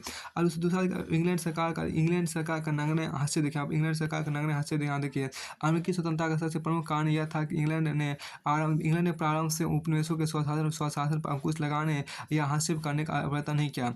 अपने निर्माण काल से उपनिवेश से परिस्थितियों के अनुसार अपना विकास करने में स्वतंत्र इंग्लैंड की सरकार ने जॉर्जिया का अतिरिक्त और किसी उपनिवेश को स्थापित करने में कोई प्रत्यक्ष भाग नहीं लिया था। सरकार द्वारा देखिए यहाँ पर क्या है कि सरकार द्वारा विभिन्न करों के लगाए जाने के पश्चात जब उपनिवेश की स्वतंत्रता बाधा उपस्थित हुई तब असंतोष पनपा और वही असंतोष क्रांति में बदल गया। प्रारंभ इंग्लैंड की सरकार द्वारा कोई हस्तक्षेप न किए जाने के कई कारण थे, पर 17वीं सदी में 1628 ईस्वी मतलब 1628 ईस्वी तक लगभग 85 वर्षों तक राजस्थान और संसद में संघर्ष होता रहा। दोनों संस्थाओं के समर्थकों के बीच गृह युद्ध की स्थिति बनी रही। अतः इतने लंबे समय तक इंग्लैंड के राजनीतिज्ञों को इन उपनिवेशों की विजय में विचार करने का समय नहीं मिला और 18वीं सदी के प्रारंभ में उपनिवेश इतने विकसित हो गए कि उन पर कोई अंकुश लगाना संभव न था। और दूसरा 18वीं सदी के मध्य इंग्लैंड की आर्थिक व्यवस्था का आधार व्यापार ही था। व्यापारिक कंपनियों को व्यापक अधिकार और सुविधाएं प्रदान किए गए। इस समय उपनिवेशों का महत्व केवल इतना था कि उनसे कच्चा माल जैसे तंबाकू, चीनी, लकड़ी, चावल, मछली आदि प्राप्त होता था। अतः उपनिवेशों के जीवन या उनके प्रशासन में इंग्लैंड की कोई रुचि नहीं थी। तीसरा था कि इस समय आपको त्रिकोणात्मक व्यापार था। डच था पुर्तगाली व्यापारी अफ्रीका में दास पकड़कर इन उपनिवेशों में बेचते थे और वहां से महुआ शराब प्राप्त करते थे। उपनिवेशों में इन दासों के श्रम से उत्पन्न कच्चा माल इंग्लैंड जाता था, जहाँ से चाय, वस्त्र और अन्य सामान अमेरिकी उपनिवेशों को भेजा जाता था। इंग्लैंड में ऐसे कानून अवश्य बने हुए थे जिनसे अंग्रेजी जहाज़ों में ही सामान लाया ले जाया जाए। ये कानून नेविगेशन एक्ट कहलाते थे, किंतु इन कानूनों का कभी सख्ती से पालन नहीं किया गया। प्रशांत महासागर से विस्तार को देखते हुए संभव भी नहीं था और अमेरिकी भी इस दृष्टि से अपने को अंग्रेजों के विशेष अधीन नहीं समझते थे। अब उपनिवेशों देखिए आप, उपनिवेशों में आपको इंग्लैंड के प्रति प्रेम का अभाव देखिए। अमेरिका के उपनिवेशों में बसने वाले अधिकांश लोगों में इंग्लैंड के प्रति कोई विशेष प्रेम न था। इसके कारण पड़ा कई लोग धार्मिक अत्याचारों से परेशान होकर उपनिवेशों में आकर बसे थे। इन्हें इंग्लैंड के चर्च और वहाँ की सरकार से कोई विशेष सहानुभूति न थी। दूसरा कि आपको अंग्रेजों के अतिरिक्त अन्य यूरोपीय देशों के काफ़ी लोग भी उपनिवेश में आकर बस गए थे। उन लोगों से इंग्लैंड में इसके लिए किसी हमदर्दी का आशा नहीं की जा सकती थी। तीसरा अपराधी लोगों की इन बस्तियों में भेज दिया जाता था। जेल का अधिकार था, जजों को प्रोत्साहित किया जाता था कि अपराधियों को दंड भोगने के बजाय अमेरिका में जाकर बसने का अवसर दे। ऐसे लोगों की संतानों से इंग्लैंड के लिए प्रेम की आशा नहीं की जा सकती थी। चौथा देखिए क्या, अंग्रेजों अमेरिका के लोगों में धार्मिक मतभेद थी। उपनिवेशों के अधिकांश निवासी प्यूरिटन थे, जबकि इंग्लैंड के लोग इंग्लैंड के चर्च के अनुयायी थे। धार्मिक भिन्नता के कारण भी इंग्लैंड के प्रति प्रेम न रह गया था। पारंपरिक उपनिवेशों में समानता की भावना अधिक प्रबल थी, जबकि इंग्लैंड में अभी वर्ग भेद बना हुआ था और समाज में क्वीन वर्ग के लोगों की प्रधानता थी। इतिहासकार ट्रेवेलियन ने ठीक ही लिखा है कि जहाँ अंग्रेजी समाज पुराना था और उसमें पेचीदापन और कृत्रिमता आ चुकी थी, वहाँ अमेरिकन लोग अब नए और सरल थे। उन्होंने अपनी सारी पूर्व धारणाओं और रीति रिवाजों को त्याग कर एक नया जीवन अपनाया था और अब वे अमेरिकी बन गए। इंग्लैंड के प्रति लगाव नहीं होने में इस साहित्यिक भिन्नता का भी योगदान था। अब के चौथा देखिए आपको बौद्धिक चेतना का विकास। अमेरिकी उपनिवेश में जीवन के स्थायित्व के साथ बौद्धिक चेतना का विकास हुआ। बौद्धिक चेतना के विकास में आपको शिक्षा, पत्रकारिता एवं विचारक ने विशेष योगदान दिया। शिक्षा के क्षेत्र में इन उपनिवेशों में सबसे अग्रणी उपनिवेश था शिक्षा के क्षेत्र में इन उपनिवेशों में सबसे अग्रणी उपनिवेश था पेंसिल्वेनिया, जहाँ क्वेकर समुदाय के द्वारा बच्चों की शिक्षा संस्था चर्च की देखरेख में स्थापित की गई 1636 ईस्वी में। 1636 ईस्वी में मैसाचुसेट्स के कैम्ब्रिज नगर में हार्वर्ड कॉलेज की स्थापना की गई। 1693 ईस्वी में वर्जीनिया में विलियम एंड मैरी कॉलेज शिक्षा का प्रसिद्ध केंद्र बन गया था। इन कॉलेजों तथा अन्य बहुत सी निजी शिक्षण संस्थाओं में न केवल गणित भाषा और विज्ञान विषयों की शिक्षा दी जाती थी, बल्कि कामगार लोगों की आर्थिक कक्षाओं की भी व्यवस्था की गई थी। स्त्रियों का ललित कलाओं ललित कलाओं की शिक्षा की व्यवस्था थी। कुछ लोगों के व्यक्तिगत प्रयासों के ने भी शिक्षा की उन्नति के कार्य किया। उदाहरण बेंजामिन फ्रैंकलिन एक विचार केंद्र की स्थापना की, जो बाद में अमेरिकन फिलोसॉफिकल सोसाइटी के नाम से विख्यात है। यद्यपि इस समय अमेरिका में अधिकांश पुस्तकें लंदन और यूरोप के अन्य नगरों से मंगाई जाती थी, परंतु 17वीं सदी के अंतिम वर्षों में अमेरिका के कैम्ब्रिज नगर में पहला छापाखाना स्थापित किया गया और 1700 ईस्वी में बोस्टन से पहला समाचार पत्र प्रकाशित हुआ, जिसका नाम था बोस्टन न्यूज लेटर। यह पत्र बहुत ही निर्भीक था और स्वतंत्रता के प्रारंभ तक प्रकाशित होता रहा। 1719 ईस्वी में अमेरिकन मरकरी था। 1725 ईस्वी न्यूयॉर्क गजट प्रकाशित हुआ। 1765 ईस्वी तक लगभग 25 समाचार पत्र प्रकाशित होने लगे थे। अमेरिका में उपनिवेशों की स्थापना के बाद 100 वर्ष में ही शिक्षा और पत्रकारिता द्वारा जीवन के प्रति नया दृष्टिकोण तथा राष्ट्रीयता की भावना का जन्म हो गया था। टॉमस पेन ने क्या देखिए यहाँ पर टॉमस पेन ने 1775 ईस्वी में अपनी पुस्तक कॉमन सेंस के माध्यम से अपने देशवासियों के दिलों में देश प्रेम की चेतना जागृत की। उसमें इसमें स्पष्ट किया कि अब अमेरिका वासियों को इंग्लैंड से अपने अधिकारों का रक्षा संबंध विषेद कर लेना चाहिए। उसने अपनी पुस्तक में कहा कि यह मानना कि यह महाद्वीप लंबे समय तक किसी विदेशी शक्ति का अधीन रहेगा किसी प्रकार भी तर्क संगत प्रतीत नहीं होता। ऐसा समझना कि कोई द्वीप सदा ही एक महाद्वीप पर शासन करता रहेगा बिल्कुल असंगत है। उसने द अमेरिकन क्राइसिस नामक पत्रिका के अनेक अंकों में, जो 1775 ईस्वी से 1783 ईस्वी के मध्य प्रकाशित होते रहे, सिपाहियों के नैतिक बल और देशभक्ति को बढ़ावा दे बौद्धिक चेतना के विकास में James Otis, Patrick Henry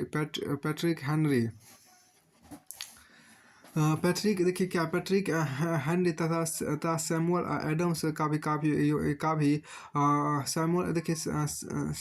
Samuel Adams काफ़ी योगदान था। जेम्स ओटिस ने खोज वारंट अधिनियम का विरोध किया तो पैट्रिक हेनरी ने स्टाम्प अधिनियम का। पैट्रिक हेनरी युवकों में जॉन फूक दिवसों युवा था। वह कहता था, या तो मुझे स्वतंत्रता दो वरना मृत्यु दो। सैमुअल एडम्स ब्रिटिश सरकार को उसकी जातियों का अच्छा सबक सिखाना चाहता था। उसने क्रांति की भावना को प्रबल बनाया तथा देशवासियों को स्वतंत्रता संग्राम की उद्यत किया। फिर देखिए यहाँ पर क्या उपनिवेशियों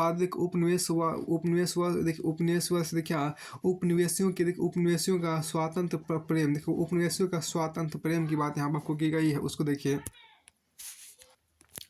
फिर आपको उपनिवेशवादियों का आपको स्वातंत्र प्रेम देखिए यहाँ पर क्या अप्रवासी इंग्लैंडों के नागरिकों की अपेक्षा इंग्लैंडों के नागरिक की अपेक्षा अधिक स्वतंत्र प्रेमी थे।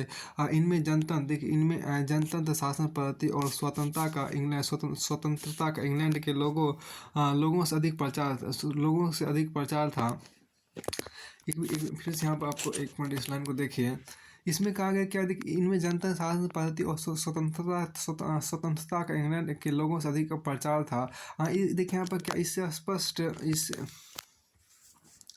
इसके स्पष्ट झलक आपको वर्जीनिया के प्रथम अधिकार पत्र 1618 ईस्वी में देखने को मिलती है। 1618 ईस्वी में आपको देखने को मिलती है। 1618 ईस्वी में आपको देखने को मिलती है, जिसमें जोर देकर कहा गया था कि बसने वालों को सभी स्वाधीनता मताधिकार एवं रियायतें प्राप्त होगी। ठीक उसी तरह जैसी वे इंग्लैंड में जन्म लेने पर प्राप्त करते। देखिए, यह एक अत्यंत ही महत्वपूर्ण बुनियादी सिद्धांत था। मैरीलैंड तथा मैरीलैंड तथा पेनिसिल्वेनिया के अधिकार पत्रों में यह प्रावधान था कि वे वहाँ के लोगों के लिए कानून की रचना रचना जनसहमति से करे। नए महाद्वीप पर पैर रखने नए महाद्वीप पर पैर रखने के साथ ही अप्रवासी अंग्रेज कानून और संविधान के अनुसार कार्य करने लगे थे। उनकी विधानसभा थी। उनकी विधानसभा थी देखिए प्रातिनिधिक शासन के साथ ही अप्रवासी अंग्रेज कानून और संविधान के अनुसार कार्य करने लगे थे। इनकी विधानसभाएं थी। प्रातिनिधिक शासन पद्धति थी और समान कानून द्वारा समान कानून द्वारा आपको आश्वासित व्यक्तिगत अधिकारों की मान्यता थी। इस प्रकार अमेरिकी उपनिवेशों के आरंभ से आपको अमेरिकी उपनिवेशों के आरंभ से ही स्वशासन व्यवस्था विद्यमान थी, जो समय समय के साथ विकसित होती गई। प्रारंभ इंग्लैंड के राजा ने उनकी शासन पद्धति को मान्यता दे दी थी। जनता के चुने हुए प्रतिनिधि कार्यपालिका कार्य विशेषकर वित्तीय मामलों में इतने प्रभावशाली हो गए थे कि ऐसे उदाहरण मिलते हैं जबकि उन्होंने गवर्नर की तनख्वाह बंद कर दी। लंबे समय तक स्वशासन काल अमेरिकी उपनिवेशों में एक स्वच्छंद वातावरण का निर्माण हो चुका था। इसलिए तब शतवर्षीय युद्ध के पश्चात अंग्रेजी सरकार ने जब उपनिवेशों पर कर लगाने और व्यापार को अनुशासित करने का प्रयत्न किया, तो उपनिवेशों के आकार अपनी स्वतंत्रता और अधिकारों के हनन का प्रयत्न प्रतीत हुआ। वास्तव में डेढ़ शताब्दी में ही अमेरिका में स्वतंत्रता की भावना का पूर्ण परिपक्व हो चुकी थी। 1776 ईस्वी में आरंभ होने वाला स्वतंत्रता संग्राम कोई आकस्मिक घटना नहीं थी। अमेरिकी राष्ट्रपति जेफरसन के शब्दों में अमेरिकी क्रांति का वास्तविक आरंभ 1620 ईस्वी में ही हो चुका था। जब देखिए जब वर्जीनिया को अपने प्रतिनिधि निर्वाचित करने का अधिकार दिया गया था। अब देखिए दोषपूर्ण दोषपूर्ण शासन व्यवस्था हम देखें क्या। उपनिवेशों की शासन व्यवस्था के 3 प्रमुख अंग थे। पहला थे गवर्नर, दूसरा थे गवर्नर कार्यकारी समिति तथा तीसरा था विधायक का सदन अथवा असेंबली। गवर्नर और उसकी कार्यकारी समिति जो तो सम्राट के अंतर्गत थी परंतु कानून निर्माण और कर लगाने का अधिकार अप्रवासियों द्वारा चुने गए विधायक के सदन के हाथ में था। ऐसी स्थिति में गवर्नरों के लिए जनता के प्रतिनिधियों का विरोध करना बहुत कठिन काम था। विधायक सदनों की इच्छा की कार्रवाई विधायक सदनों की यह इच्छा के कार्यकारिणी पर उनका नियंत्रण स्थापित हो जाए स्वाभाविक ही थी। इस अधिकार को प्राप्त करने को उद्देश्य से ही विधायक सदन अक्सर गवर्नर और जजों के वेतन की धनराशि की मांग अस्वीकृत कर देते थे। देखिए आप यह रवैया अंग्रेज सरकार को बुरा लगता था, क्योंकि इससे न केवल गवर्नरों की मानहानि होती थी और उनके अधिकारों के प्रयोग पर भी बंधन लग जाता था। इस प्रकार शासक और शासित वर्ग दोनों एक दूसरे से असंतुष्ट थे और उनके बीच तनाव व्याप्त था। अब के 7 वर्षीय युद्ध का प्रभाव उपनिवेशों के लिए जो संघर्ष हुआ उसकी अंतिम कड़ी विश्वव्यापी सप्तवर्षीय 1753 ईस्वी तक के युद्ध का था, जो कि मध्य यूरोपीय देशों के अतिरिक्त इंग्लैंड और फ्रांस के बीच यूरोप, अमेरिका और भारत में लड़ा गया था। इस युद्ध के व्यापक प्रभाव पड़े। इस युद्ध के दौरान अमेरिकियों ने अंग्रेजी सेना को विशेष सहायता नहीं दी। इतना ही नहीं कई बार तो अंग्रेज सेना के लिए देखिए आई रसद इत्यादि लूटकर उसे चोरी छुपे फ्रांस की सेना को बेचा। इसके अतिरिक्त फ्रांस व्यापार करते युद्ध कला में उपनिवेशों को बहुत लाभ हुआ। कतिपय उद्योग धंधों के विकास के अवसर में न्यूयॉर्क के एक गवर्नर ने भविष्यवाणी की कि यदि एक अमेरिकी अपनी जरूरत का कपड़ा इत्यादि स्वयं उपलब्ध कराने में सफल हो गए तो वे अमेरिका में इंग्लैंड की उपस्थिति को बिल्कुल स्वीकार नहीं करेंगे। इन किसानों को अधिक मूल्य पर पैदावार बेचने और मजदूरों को पर्याप्त मजदूरी पाने का मौका मिला, किंतु युद्ध का अंत होते ही ये लोग युद्धकालीन लाभों से वंचित हो गए और अपने संकट को दूर करने का उपाय सोचने लगे। देखिए सतवर्षीय युद्ध इसमें जो आपको कहा गया, देखिए सतवर्षीय युद्ध देखिए क्या सतवर्षीय युद्ध के बाद इंग्लैंड ने कनाडा पर कब्जा कर लिया और अमेरिका में उत्तर से फ्रांसीसी खतरा खत्म हो गया। इस प्रकार जो एकमात्र अंकुश अमेरिकियों पर था वह भी हट गया। यह स्मरणीय है कि अमेरिकी उपनिवेशवासियों कनाडा में रहने वाले फ्रांसीसियों से हमेशा आक्रमण का भय बना रहता था और इन्हें अपनी सुरक्षा के लिए इंग्लैंड पर आश्रित रहना पड़ता था। इंग्लैंड पर आश्रित रहना पड़ता था। देखिए यहाँ पर क्या अब देखिए आज अंग्रेज देखिए यहाँ पर अब अंग्रेज बस्तियों ने अनुभव क्या कि देखिए अब अंग्रेज बस्तियों ने अनुभव क्या कि इंग्लैंड के साथ बंधे रहने में कोई लाभ नहीं है। अतः सप्तवर्षीय युद्ध के बाद बस्तियों के रुख में एकदम परिवर्तन आ गया और उन्होंने इंग्लैंड की शक्ति की अवहेलना शुरू कर दी। इस देखिए अब इस युद्ध का परिणाम यह भी हुआ कि उपनिवेशों को अपनी शक्ति का अनुभव हुआ, क्योंकि उन्होंने ब्रिटिश सैनिकों के साथ बड़ी बड़ी योग्यता से काम किया था। इस संघर्ष में भाग लेकर उन्होंने यह सीख लिया था कि इस किस प्रकार सेनाएं और साधन संगठित करके एक उद्देश्य के लिए युद्ध किया जा सकता है। देखिए 7 वर्षीय युद्ध के बाद इंग्लैंड ने मिसिसिपी नदी से लेकर अल्कानी पर्वतमाला तक के व्यापक क्षेत्र को अपने नियंत्रण में ले लिया था। अमेरिकी बस्तियों के निवासी अब अपनी सीमाएं पश्चिम की ओर बढ़ाना चाहते थे। वे इस क्षेत्र में रहने वाले मूल निवासियों को खदेड़ देना चाहते थे। यही कारण था कि सारी पश्चिमी सीमा पर 1763-1764 ईस्वी में मूल निवासियों ने विद्रोह कर दिया और बड़े पैमाने पर पक्षपात हुआ। उत्तरी अमेरिका के रेड इंडियनों को शुरू से अंग्रेजों से घृणा थे। वे फ्रांसीसियों को अधिक पसंद करते थे। दूसरी ओर उपनिवेशी इस विशाल विजित क्षेत्र में अपनी तीव्र गति से बढ़ती हुई जनसंख्या के साथ स्वयं लाभ उठाने पर आतुर थे। इस प्रकार यही इंग्लैंड की सरकार का उपनिवेशों के साथ उपनिवेशों के स्वार्थ से संघर्ष हो गया। नई भूमि की आवश्यकता के कारण विभिन्न उपनिवेशों ने दावा किया कि पश्चिमी मिसिसिपी नदी तक अपनी सीमा बढ़ाने का उन्हें अधिकार है। इंग्लैंड की सरकार की मान्यता थी कि रेड इंडियनों को शांत होने के लिए थोड़ा समय देना चाहिए, अन्यथा युद्धों का सिलसिला प्रारंभ हो सकता है। इसलिए 1763 ईस्वी में एक शाही घोषणा आपको एलेगेनीज, फ्लोरिडा, मिसिसिपी और क्वेबेक के बीच का समूचा क्षेत्र रेड इंडियनों के लिए सुरक्षित कर दिया गया। इससे उपनिवेशवासियों का पश्चिम की ओर प्रसार रुक गया और ये इंग्लैंड की सरकार को अपना शत्रु समझने लगे। अब यहाँ उपनिवेशों का आर्थिक शोषण देखिए। इंग्लैंड उपनिवेशों का अधिक से अधिक आर्थिक शोषण करना चाहता था, परंतु उपनिवेशी उसे सहन करने को तैयार नहीं थे। वे चाहते थे कि हम स्वयं अपने व्यवसायों तथा उद्योगों का प्रसार कर इंग्लैंड को लाभ पहुंचाने में उनकी रुचि नहीं थी। दूसरी तरफ इंग्लैंड की सरकार वो यह चाहती थी कि उपनिवेश उनके धन एवं सत्ता की वृद्धि में सहयोग देते रहे। ब्रिटिश सरकार ने उपनिवेशों से व्यापार संबंधी ऐसे कानून पास किए जिनसे इंग्लैंड को लाभ पहुंचता था। इन कानूनों को 3 समूह में विभक्त किया जा सकता है। भारत के नौ संचालन कानून देखिए। इंग्लैंड ने ऐसे 9 संचालन कानून पारित किए जिनके द्वारा 1651 ईस्वी में यह व्यवस्था की गई कि उपनिवेशों में व्यापार कार्य केवल इंग्लैंड, आयरलैंड तथा स्वयं उपनिवेशों के जहाजों के माध्यम से ही हो सकता है। इस नियम से इंग्लैंड के पोत निर्माण उद्योग का ही विकास हुआ। 9 संचालन कानून के अंतर्गत यह व्यवस्था की गई कि सभी प्रकार कच्चे माल को जिसकी इंग्लैंड को आवश्यकता होगी बिना इंग्लैंड के बंदरगाहों पर लाए उपनिवेशों से दूसरे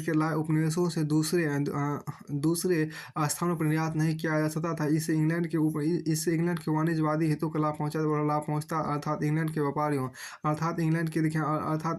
व्यापारियों को दलाली का लाभ हुआ और इंग्लैंड के गृह सरकार को दोबारा निर्यात किए गए माल पर राजस्व की प्राप्ति हुई। इंग्लैंड ने अपने व्यापारवादी हितों के उद्देश्य से 1663 ईस्वी में एक अन्य नौ परिवहन कानून के द्वारा यह व्यवस्था की कि यूरोप से अमेरिकी उपनिवेशों में निर्यात किया जाने वाला माल पहले इंग्लैंड के बंदरगाहों पर लाया जाएगा। इस कानून से इंग्लैंड के व्यापारियों तथा व्यापारी बेरों के मालिकों को अमेरिकी उपभोक्ताओं की कीमत पर लाभ होता था। स्पष्ट है कि ये कानून उपनिवेशवासियों के लिए अन्यायपूर्ण थे।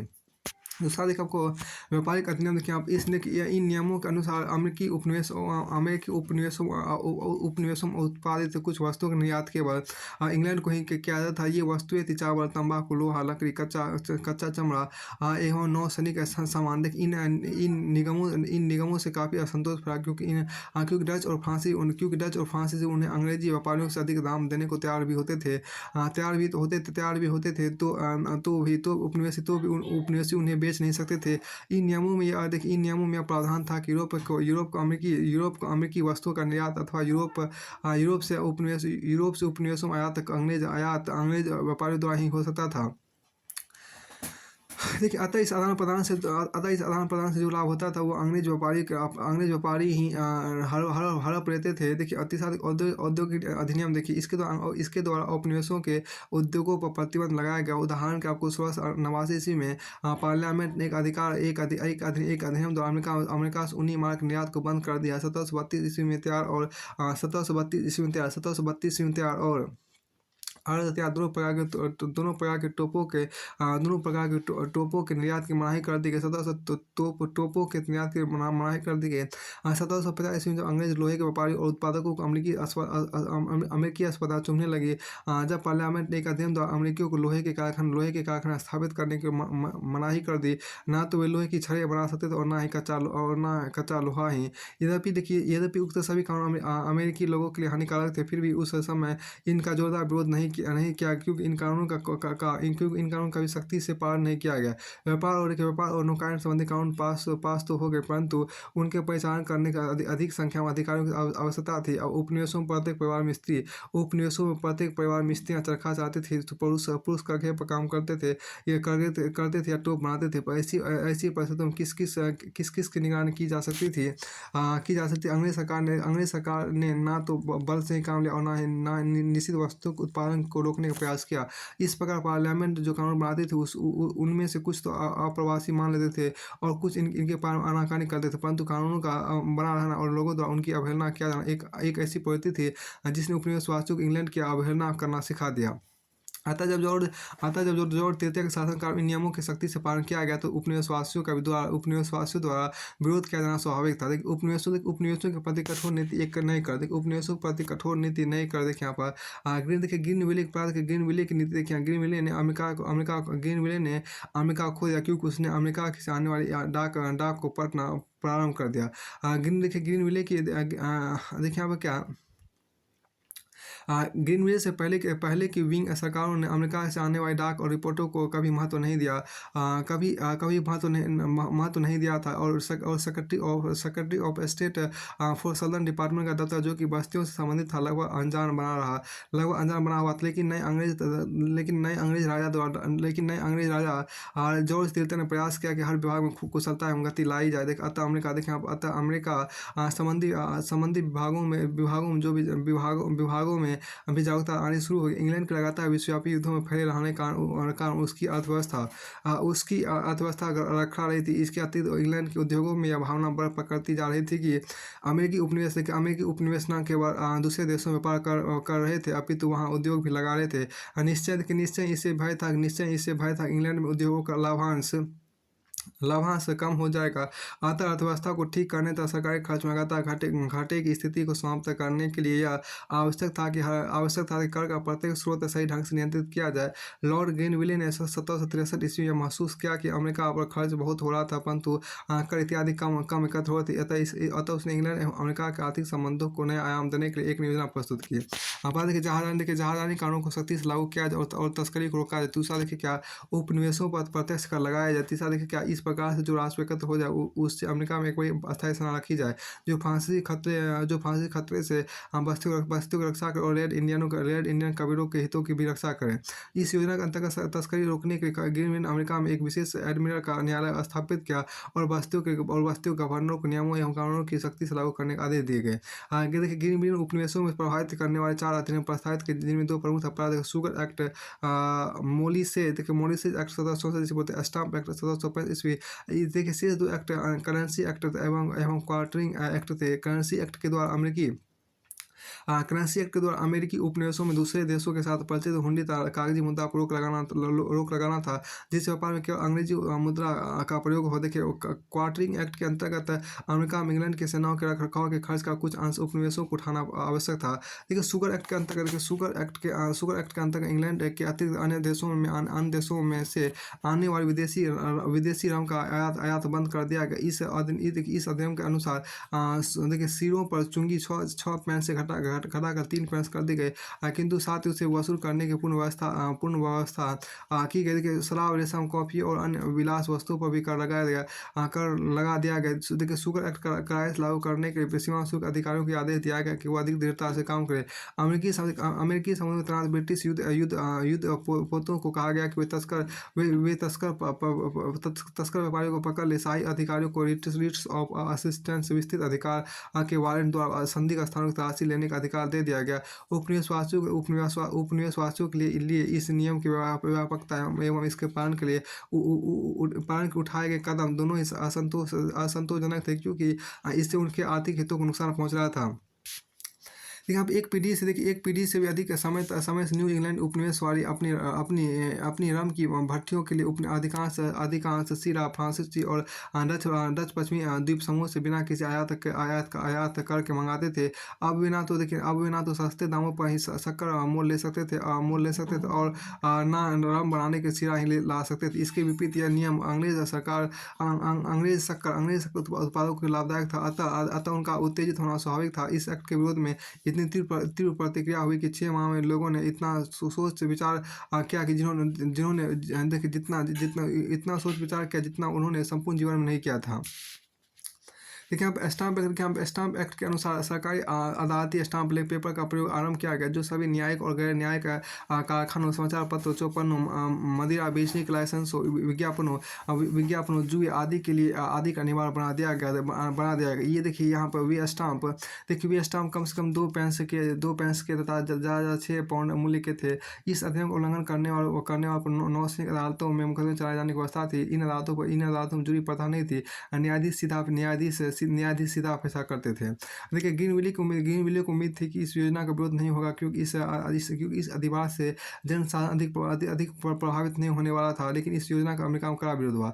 विरोध का कारण इसका आर्थिक बोझ न होकर इसका सैद्धांतिक बोझ था। उपनिवेशों में तत्काल इस एक्ट का विरोध शुरू हो गया। मैसाचुसेट्स सहित कई नगरों में दंगे हुए था। कुछ स्थानों पर नए स्टाम्पों को बेचने वाले घरों पर हमले भी किए गए थे। देखते पार्लियामेंट द्वारा कर लादने की नीति के विरुद्ध सड़कों, गलियों, नगरों एवं ग्रामों में नारे लगने लगे। उत्तर के सभी और दक्षिण के कुछ उपनिवेशों में तिलस्मी ढंग से समितियों और संस्थाएं उभर पड़ी। उनका एक ही उद्देश्य था, वो था कि अंत तक स्टाम्प अधिनियम का दृढ़ विरोध। देखिए इन संस्थाओं के नाम थे आपको स्वाधीनता के पुत्र और स्वाधीनता की पुत्रियां। देखिए यहाँ पर स्वाधीनता के पुत्र सड़कों और गलियों में घुसकर नारे लगाते थे। जहाँ स्टाम्प बेचने का प्रयास हुआ, देखिए वहाँ दंगा कर डाला। उन्होंने निरीक्षण समिति की व्यवस्था की, जो धमकी द्वारा अंग्रेजी सामान और स्टाम्प की बिक्री रोकती थी। स्वाधीनता के पुत्रों ने कर्मचारियों को भयभीत कर दिया। स्वाधीनता की पुत्रियों की भूमिका को उल्लेखनीय, उन्होंने शांति से अपने लक्ष्य को प्राप्त करने की चेष्टा की। उन्होंने घरेलू उद्योगों को तीव्रता प्रदान की, स्वयं ही कपड़ा बनाया था, चुंगी द्वारा बिकने वाले खाद्य पदार्थों का बहिष्कार किया और इस तरह अंग्रेज व्यापार पर तीव्र प्रहार किया। मैसाचुसेट्स मुठभेड़ विरोध को विशाल रूप दिया। बौद्धिक वक्ताओं, जिसमें जेम्स ऑटिस और सैमुअल एडम्स शामिल थे, वे एडम्स ने घोषणा की नियमानुसार प्रतिनिधि लिए बिना कर लगा देना लोगों को गुलाम बनाने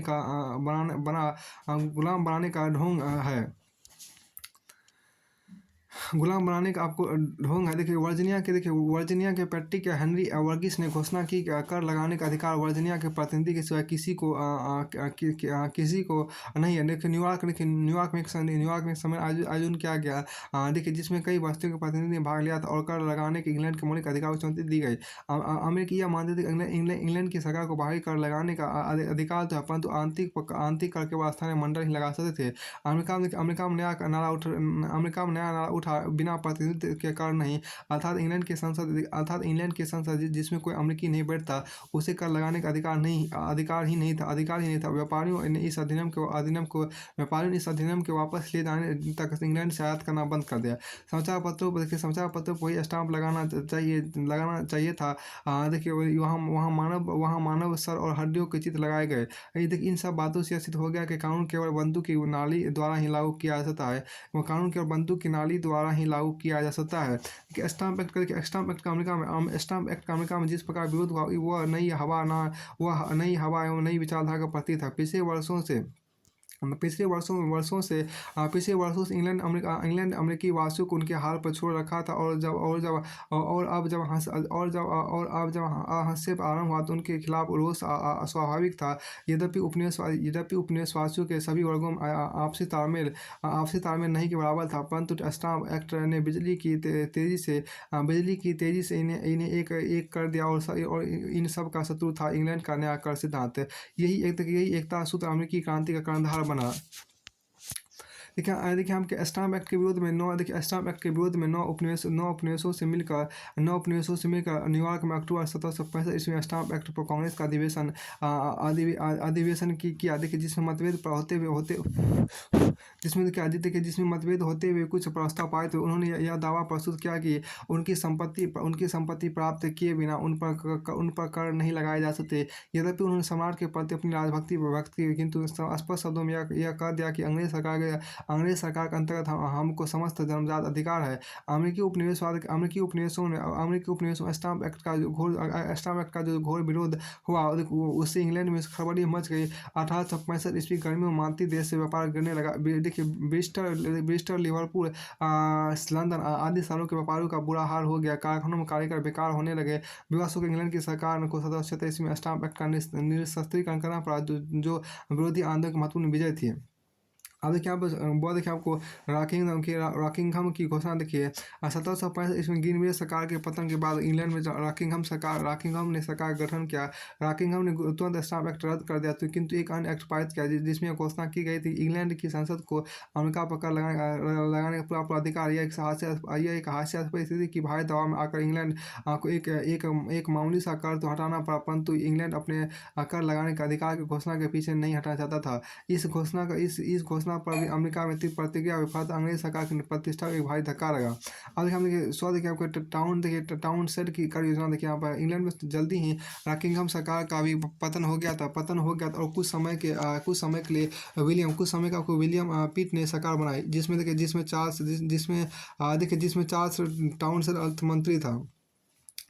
देखिए यहाँ पर क्या, जिसमें चार्ल्स टाउनशेंड आपको अर्थमंत्री था। देखिए टाउनशेंड ने अनुमान लगाया कि अमेरिकी आंतरिक करों का विरोध तो करते थे, परंतु बाहरी कर उन्हें स्वीकार थे। अतः उसने 1767 ईस्वी में ऐसी 5 वस्तुओं, चाय, शीशा, कागज, सिक्का, धातु और रंग पर सीमा शुल्क लगाना, जिनका आयात अमेरिका इंग्लैंड से करता था। और अमेरिकियों ने भी इन्हें देने से इनकार कर दिया, क्योंकि अब उन्होंने सिद्धांत माना गया था कि अंग्रेजी संसद के किसी भी कर को नहीं देंगे। इन अधिनियमों के विरोध में पेनिसिल्वेनिया के जॉन डिकेंसन ने एक लेख श्रृंखला प्रकाशित की, जिसका शीर्षक था पेनिसिल्वेनिया एक किसान के पत्र। ये लेख सुस्पष्ट तो थे ही, इनके तर्क भी आकार थे। उपनिवेशों की जनता ने इनको बड़े भाव से पढ़ा। डिकेंसन ने इस पर बल दिया कि टाउनशेंड अधिनियम इंग्लैंड के कानून और प्रथा के विपरीत है, अतः प्रवासियों को इन्हें स्वीकार नहीं करना चाहिए। उन्होंने निर्भीक होकर कहा कि इंग्लैंड पर उतनी ही हद तक निर्भर है जितना एक स्वतंत्र जनसमूह दूसरे पर हो सकता है। अमेरिका में इन अधिनियमों के विरोध में कई स्थानों पर दंगे भड़क उठे और अधिकारियों ने सख्ती से सहारा लिया। देखिए यहाँ बोस्टन नगर में स्थिति विशेष खराब थी। वहाँ गवर्नर को सुरक्षा के लिए 2 सैनिक टुकड़ियाँ बुलानी पड़ी। देखिए आपको 5 मार्च 1770 ईस्वी को भीड़ में सैनिकों में टकराव हो गया और 5 लोग मारे गए। इसमें संदेह के सैनिकों ने अपनी स्वयं की जान बचाने की गोली चलाई थी, परंतु अमेरिकियों ने इसे बोस्टन हत्याकांड की संज्ञा दे डाली।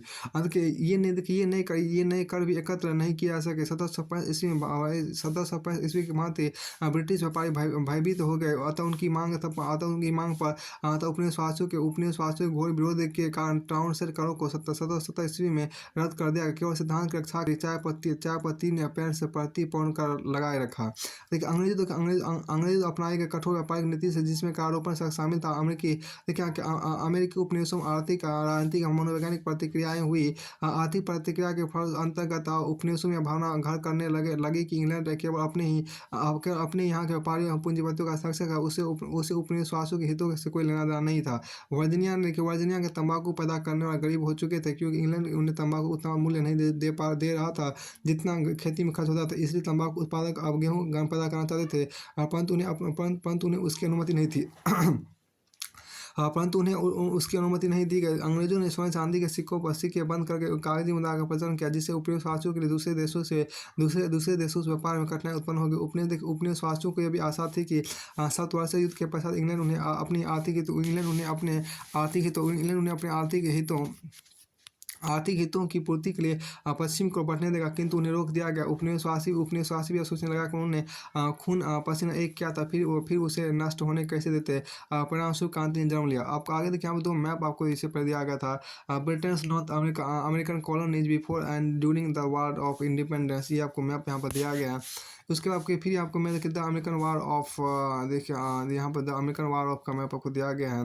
ये आपको हाईलैंड्स जिसको बोलते हैं। अब यहाँ देखिए राजनीतिक प्रतिक्रिया, देखिए राजनीतिक प्रतिक्रिया के अंतर्गत यह तथ्य उभर कर सामने आया कि जब ब्रिटिश संसद में उसका प्रतिनिधित्व नहीं है, तो उसे उन पर कर लगाने का क्या अधिकार है। वे अंग्रेज तो वे अंग्रेज राजनीतिकों का यह तक मानने के तैयार नहीं थे कि यह तक मानने को तैयार नहीं थे कि संसद जनसंख्या के भौगोलिक आधारों का प्रतिनिधित्व नहीं करती। देखिए कि संसद देखिए राजनीतिक प्रतिक्रिया के अंतर्गत यह तथ्य उभर कर सामने आया कि जब ब्रिटिश संसद में उनका प्रतिनिधित्व नहीं है, तो उसे उन पर कर लगाने का क्या अधिकार है। देखिए वे अंग्रेज राजनीतिकों का यह तर्क मानने को तैयार नहीं थे कि संसद जनसंख्या के भौगोलिक आधार का प्रतिनिधित्व नहीं करती है। उपनिवेशवासियों की मान्यता थी कि ब्रिटिश संसद को उनके आंतरिक मामलों में हस्तक्षेप करने का अधिकार नहीं होना चाहिए। उपनिवेशवासियों को वारंट द्वारा उनके गोदामों की तलाशी, वैज्ञानिक न्याय प्रणाली आदि भी खटकती थी। मनोवैज्ञानिक प्रक्रिया के अंतर्गत कतिपय सूक्ष्म किंतु अत्यंत प्रभावी बातें प्रकट हुई। देखिए उपनिवेशवाद, यहाँ क्या उपनिवेशवाद उसमें क्या कि उपनिवेशवासियों को अंग्रेजों का यह कथन कि अमेरिकी स्वार्थी और आकृति और उत्पाती हैं, रोष उत्पन्न करने वाला है। अतः प्रत्येक पद अंग्रेजों की नियुक्ति उन्हें राशि आती थी। देखिए लेवी प्रेस्टन नाम के एक अमेरिकी विद्रोही ने लक्सिंगटन 18 अप्रैल 1775 ईस्वी के युद्ध में भाग लेने के लिए 16 मील की पदयात्रा केवल इसलिए कि अंग्रेज उनके स्वायत्त शासन अधिकार छीन रहे हैं। देखिए इस साधारण व्यक्ति का यह कथन इस बात को सिद्ध करता था कि क्रांति के वास्तविक कारण कितने सूक्ष्म थे। उक्त अमेरिकी प्रतिक्रिया के आधार पर निष्कर्ष निकालने का प्रयत्न किया गया कि राजनीतिक अधिकार और आर्थिक स्वतंत्रता के हनन के प्रयासों के कारण अमेरिकियों ने विद्रोह किया, परंतु आंशिक सत्य है कि सत्य है। सच तो यह है कि इंग्लैंड अपनी कठोर व्यापारिक नीति थोपने में सफल हो जाता, तो भी अमेरिकी उपनिवेश फ्रांसी से डच तथा स्पेनिश उपनिवेशों की अपेक्षा इतने समृद्ध थे कि आर्थिक बोझ के कारण क्रांति नहीं होती। देखिए विद्रोह हमेशा बुरी आर्थिक स्थिति कारण ही होते। देखिए विद्रोह हमेशा बुरी आर्थिक स्थिति के कारण ही होते देखिए स्वीकार नहीं किया जा सकता। देखिए वास्तव में क्रांति का कारण कई बार एक ऐसे भविष्य का स्वप्न होता है जिसके प्रलोभन में लोग क्रांति करते हैं। अमेरिकी स्वतंत्रता संग्राम की विशेषता यह है कि सबसे अधिक स्वतंत्र लोगों ने सबसे पहले विद्रोह किया। अब यहाँ पर क्या तत्काल कारण देखिए यहाँ पर लॉर्ड नॉर्थ के चाइनीज देखिए टाउन सेट शुल्कों को हटा लिए जाने के बाद उपनिवेशवासियों में आंतरिक मतभेद पैदा हो गया। अभी भी अमेरिका में इंग्लैंड के प्रति काफी सद्भावना थी, विशेषकर धनिक वर्गों में। अभी स्वतंत्रता के समर्थकों की और से किराए की गड़बड़ी और दंगों तथा बहिष्कार के विरुद्ध थे, क्योंकि इन सब से उनके व्यापारिक हितों को हानि पहुंचती थी। साधारण अमेरिकी को भी इंग्लैंड से पूर्ण स्वतंत्र होने से ज़्यादा दिलचस्पी ना थी। देखिए वो तो केवल यह चाहता था कि अपना खेत या दुकान पर आज़ादी से काम करे, परंतु देशभक्त अतिवादियों का एक अन्य वर्ग विवाद कुछ भी रखना चाहता था। उनका कहना था कि जब तक चाय पर कर रहेगा उपनिवेशवासियों को पर इंग्लैंड की संसद का अधिकार का सिद्धांत बना रहेगा। अब देखिए आप और उसकी आड़ में भविष्य में कभी इस सिद्धांत का पूर्ण प्रयोग किया जा सके। अतः उपनिवेशों की स्वतंत्रता के लिए इस घातक सिद्धांत का डट कर विरोध करना चाहिए। देखिए संयोग से इन उग्र राष्ट्रवादियों को सैमुअल एडम्स जैसा आदर्श नेता मिल गया। उसमें साहस था और कुशाग्र बुद्धि भी। उसकी वाक से सुस्पष्ट और निष्कपट थी। उसके लेख विश्वासप्रद होते थे और भाषण प्रभाव उत्पादक था। एक भाषण प्रभाव उत्पादित उसका मुख्य ध्येय अमेरिकी देखिए उसका मुख्य ध्येय आपको अमेरिकी लोगों को अपने लिए महत्व अपने महत्व का आभास कराना और उन्हें आंदोलन के जागृत करना था। इसके लिए उसने लेखों तथा भाषणों का सहारा लिया। उसने अंग्रेज विरोधी 40 लेख लिखे। उसके प्रस्ताव पर पत्र व्यवहार समिति का गठन हुआ। सबसे पहले क्या बोस्टन नवंबर 17 पत्र व्यवहार समिति का गठन हुआ। सैमुअल जनता की रोषागिन को तब तक दहकाता रहा जब तक अंग्रेज सरकार की एक भारी भूल ने उसे पराजित न कर दिया। सन 1773 में ईस्ट इंडिया कंपनी की आर्थिक स्थिति काफ़ी बिगड़ चुकी थी और रॉबर्ट क्लाइव एवं वारन हेस्टिंग्स की नीतियों के परिणामस्वरूप कंपनी राजनीतिक संगठन और व्यापारिक संगठन कम रह गई थी और लगातार घाटा उठा रही थी। भारत और इंग्लैंड में ईस्ट इंडिया कंपनी गोदाम में चाय से भरे पड़े थे और अमेरिका जो चाय का सबसे बड़ा आयातक था अब इस चाय को मंगवा नहीं रहा था और मंगवा भी रहा था तो तस्करी के माध्यम से जिनके देखिए जिससे शाही राजस्व को कोई लाभ नहीं पहुंचा था। ये चाय भारत से अमेरिका देखिए चाय भारत से अमेरिका इंग्लैंड होकर आती थी जहाँ उस पर चुंगी लगाई जाती थी। लंबा रास्ता तय करने का खर्चा भी अधिक आता था। दोनों कारणों से अमेरिका में चाय की लागत बहुत अधिक हो जाती थी। नॉर्थ सरकार ने ईस्ट इंडिया कंपनी को राहत पहुंचाने तथा चाय की तस्करी को निरुत्साहित करने के उद्देश्य ईस्ट इंडिया कंपनी को सीधे अमेरिका चाय ले जाने की अनुमति दे दी और इंग्लैंड में लगने वाली चुंगी भी हटा दी। नए कार्यक्रम के अनुसार वो कंपनी और अंग्रेजी सरकार को तो लाभ हुआ। अमेरिकियों को भी चाय सस्ती मिली परंतु उपनिवेशवासियों को एकाधिकार से चिढ़ थी। अमेरिकी व्यापारियों को आर्थिक हानि पहुंच रही थी। नॉर्थ चाय योजना को इंग्लैंड की नई शरारत बताकर उपनिवेशवासियों ने उसकी तीव्र भर्त्सना करनी प्रारंभ कर दी। उनका कहना था कि सस्ती चाय के माध्यम से इंग्लैंड बाहरी कर लगाने के अपने अधिकार को बनाए रखना चाहते थे। पूरे देश में चाय के विरुद्ध एक जबरदस्त आंदोलन चलाया गया। देखिए नॉर्थ चाय योजना के विरुद्ध का स्वर प्यूरिटन बस्ती मैसाचुसेट्स के बंदरगाह बोस्टन में कुछ ज़्यादा ही उग्र था। 16 दिसंबर 1777 ईस्वी में सैमुअल एडम्स के नेतृत्व में कुछ अमेरिकी कुलियों का भेष बनाकर बोस्टन बंदरगाह पर खड़े ईस्ट इंडिया कंपनी जहाज़ों पर चढ़ गए और उन्होंने चाय की 340 पेटियां समुद्र में फेंक दी। इस घटना को बोस्टन टी पार्टी कहा जाता है। जनता का एक बड़ा समूह इस कार्य का मुख्य समर्थन कर रहा था। अपराधी दंडित करने के लिए किसी ने उंगली तक न उठाई। एक बार फिर देखिए नॉर्थ से देखिए यहाँ पर जो आपको कहा गया कि देखिए यहाँ पर क्या कि नॉर्थ चाय योजना के विरोध का स्वर प्यूरिटन बस्ती मैसाचुसेट्स के बंदरगाह बोस्टन में कुछ ज़्यादा ही उग्र था। 16 दिसंबर 1777 ईस्वी को सैमुअल एडम्स के नेतृत्व में कुछ अमेरिकी कुलियों का भेष बनाकर बोस्टन बंदरगाह में खड़े ईस्ट इंडिया कंपनी के जहाज़ों पर चढ़ गए और उन्होंने चाय की 340 पेटियां समुद्र में फेंक दी। इस घटना को बोस्टन टी पार्टी कहा जाता है। जनता का एक बड़ा समूह इस कार्य का मुख्य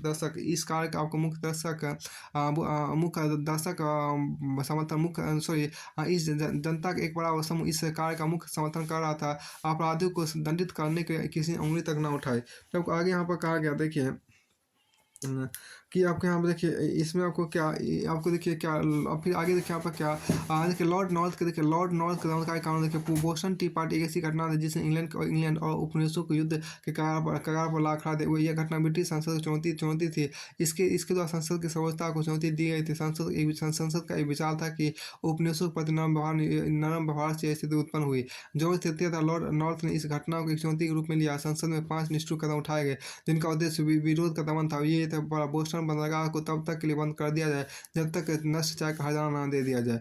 इसका तात्पर्य था कि बोस्टन का आर्थिक विनाश। देखिए दूसरा देखिए मैसाचुसेट्स के परामर्शदाताओं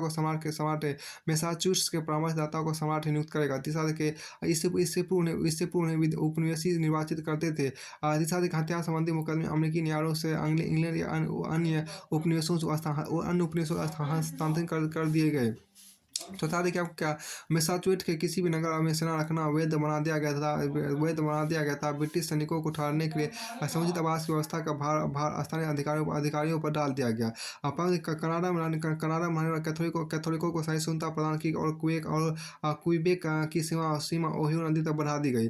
उक्त कानून का अमेरिका में तो विरोध होना ही था किंतु इंग्लैंड में भी कुछ प्रमुख व्यक्तियों ने विरोध किया जिसमें आपको रॉकिंघम विलियम पीट शामिल थे।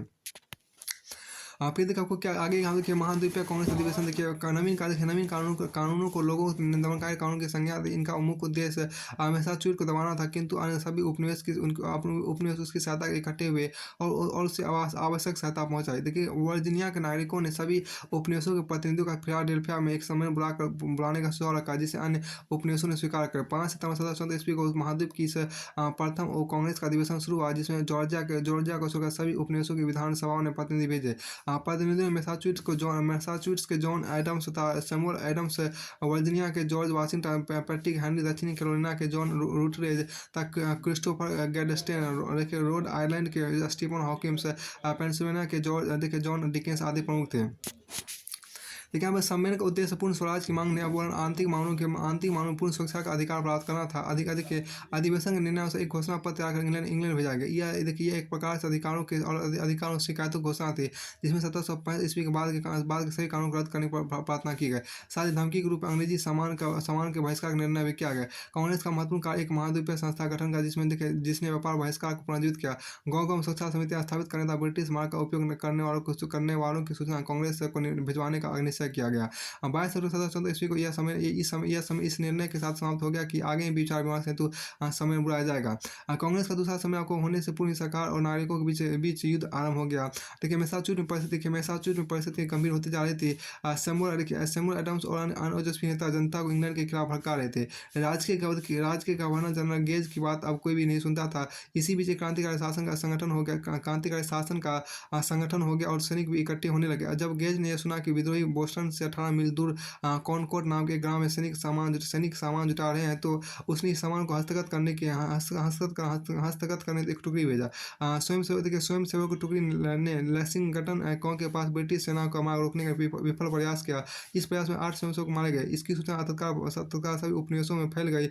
कॉनकॉर्ड से वापस लौटी अंग्रेजी सेना को हजारों स्वयंसेवकों से टक्कर लेनी पड़ी और उसे बहुत से सैनिक मारे गए। 19 अप्रैल 1775 ईस्वी को इस घटना से स्वतंत्रता संग्राम का प्रारंभ मनाया जाता है। 10 मई 1775 ईस्वी को जबकि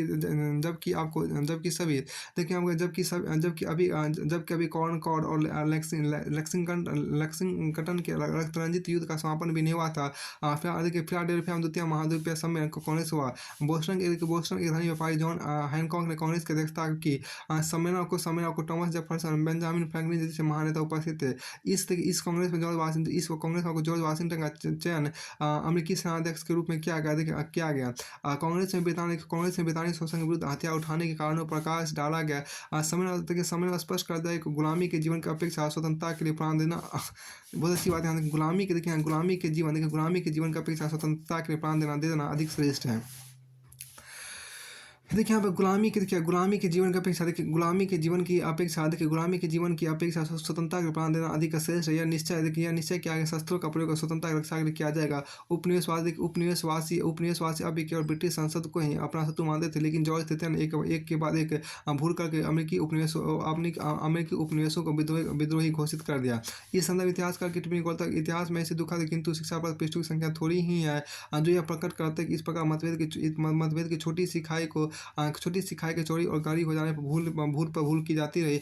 वास्तव में उस समय बुद्धिमत्तापूर्ण और सहानुभूतिपूर्ण राजनीति की आवश्यकता थी। हाटी सम्राट जॉर्ज तृतीय और प्रधानमंत्री लॉर्ड नॉर्थ में इन गुणों का नितांत अभाव था। इसलिए वे स्वाधीनता और लोकतंत्र प्रिय लोगों से निपटने में सर्वथा अयोग्य थे। फलस्वरूप फिलाडेल्फिया में संघर्ष आरंभ हो गया। देखिए इससे पहले जो कोर्ट था आपको यहाँ पर जो कहा गया, इसलिए आपको ध्यान देखिए इस कोर्ट जो आपको अच्छा था कि आपको इसमें कोर्ट जो आपको बहुत अच्छा आपको यहाँ पर दिया गया था कि आपको देखिए गुलामी के जीवन का अपेक्षा स्वतंत्रता के प्राण दे देना अधिक श्रेष्ठ है। ये बात आपको यहाँ पर है।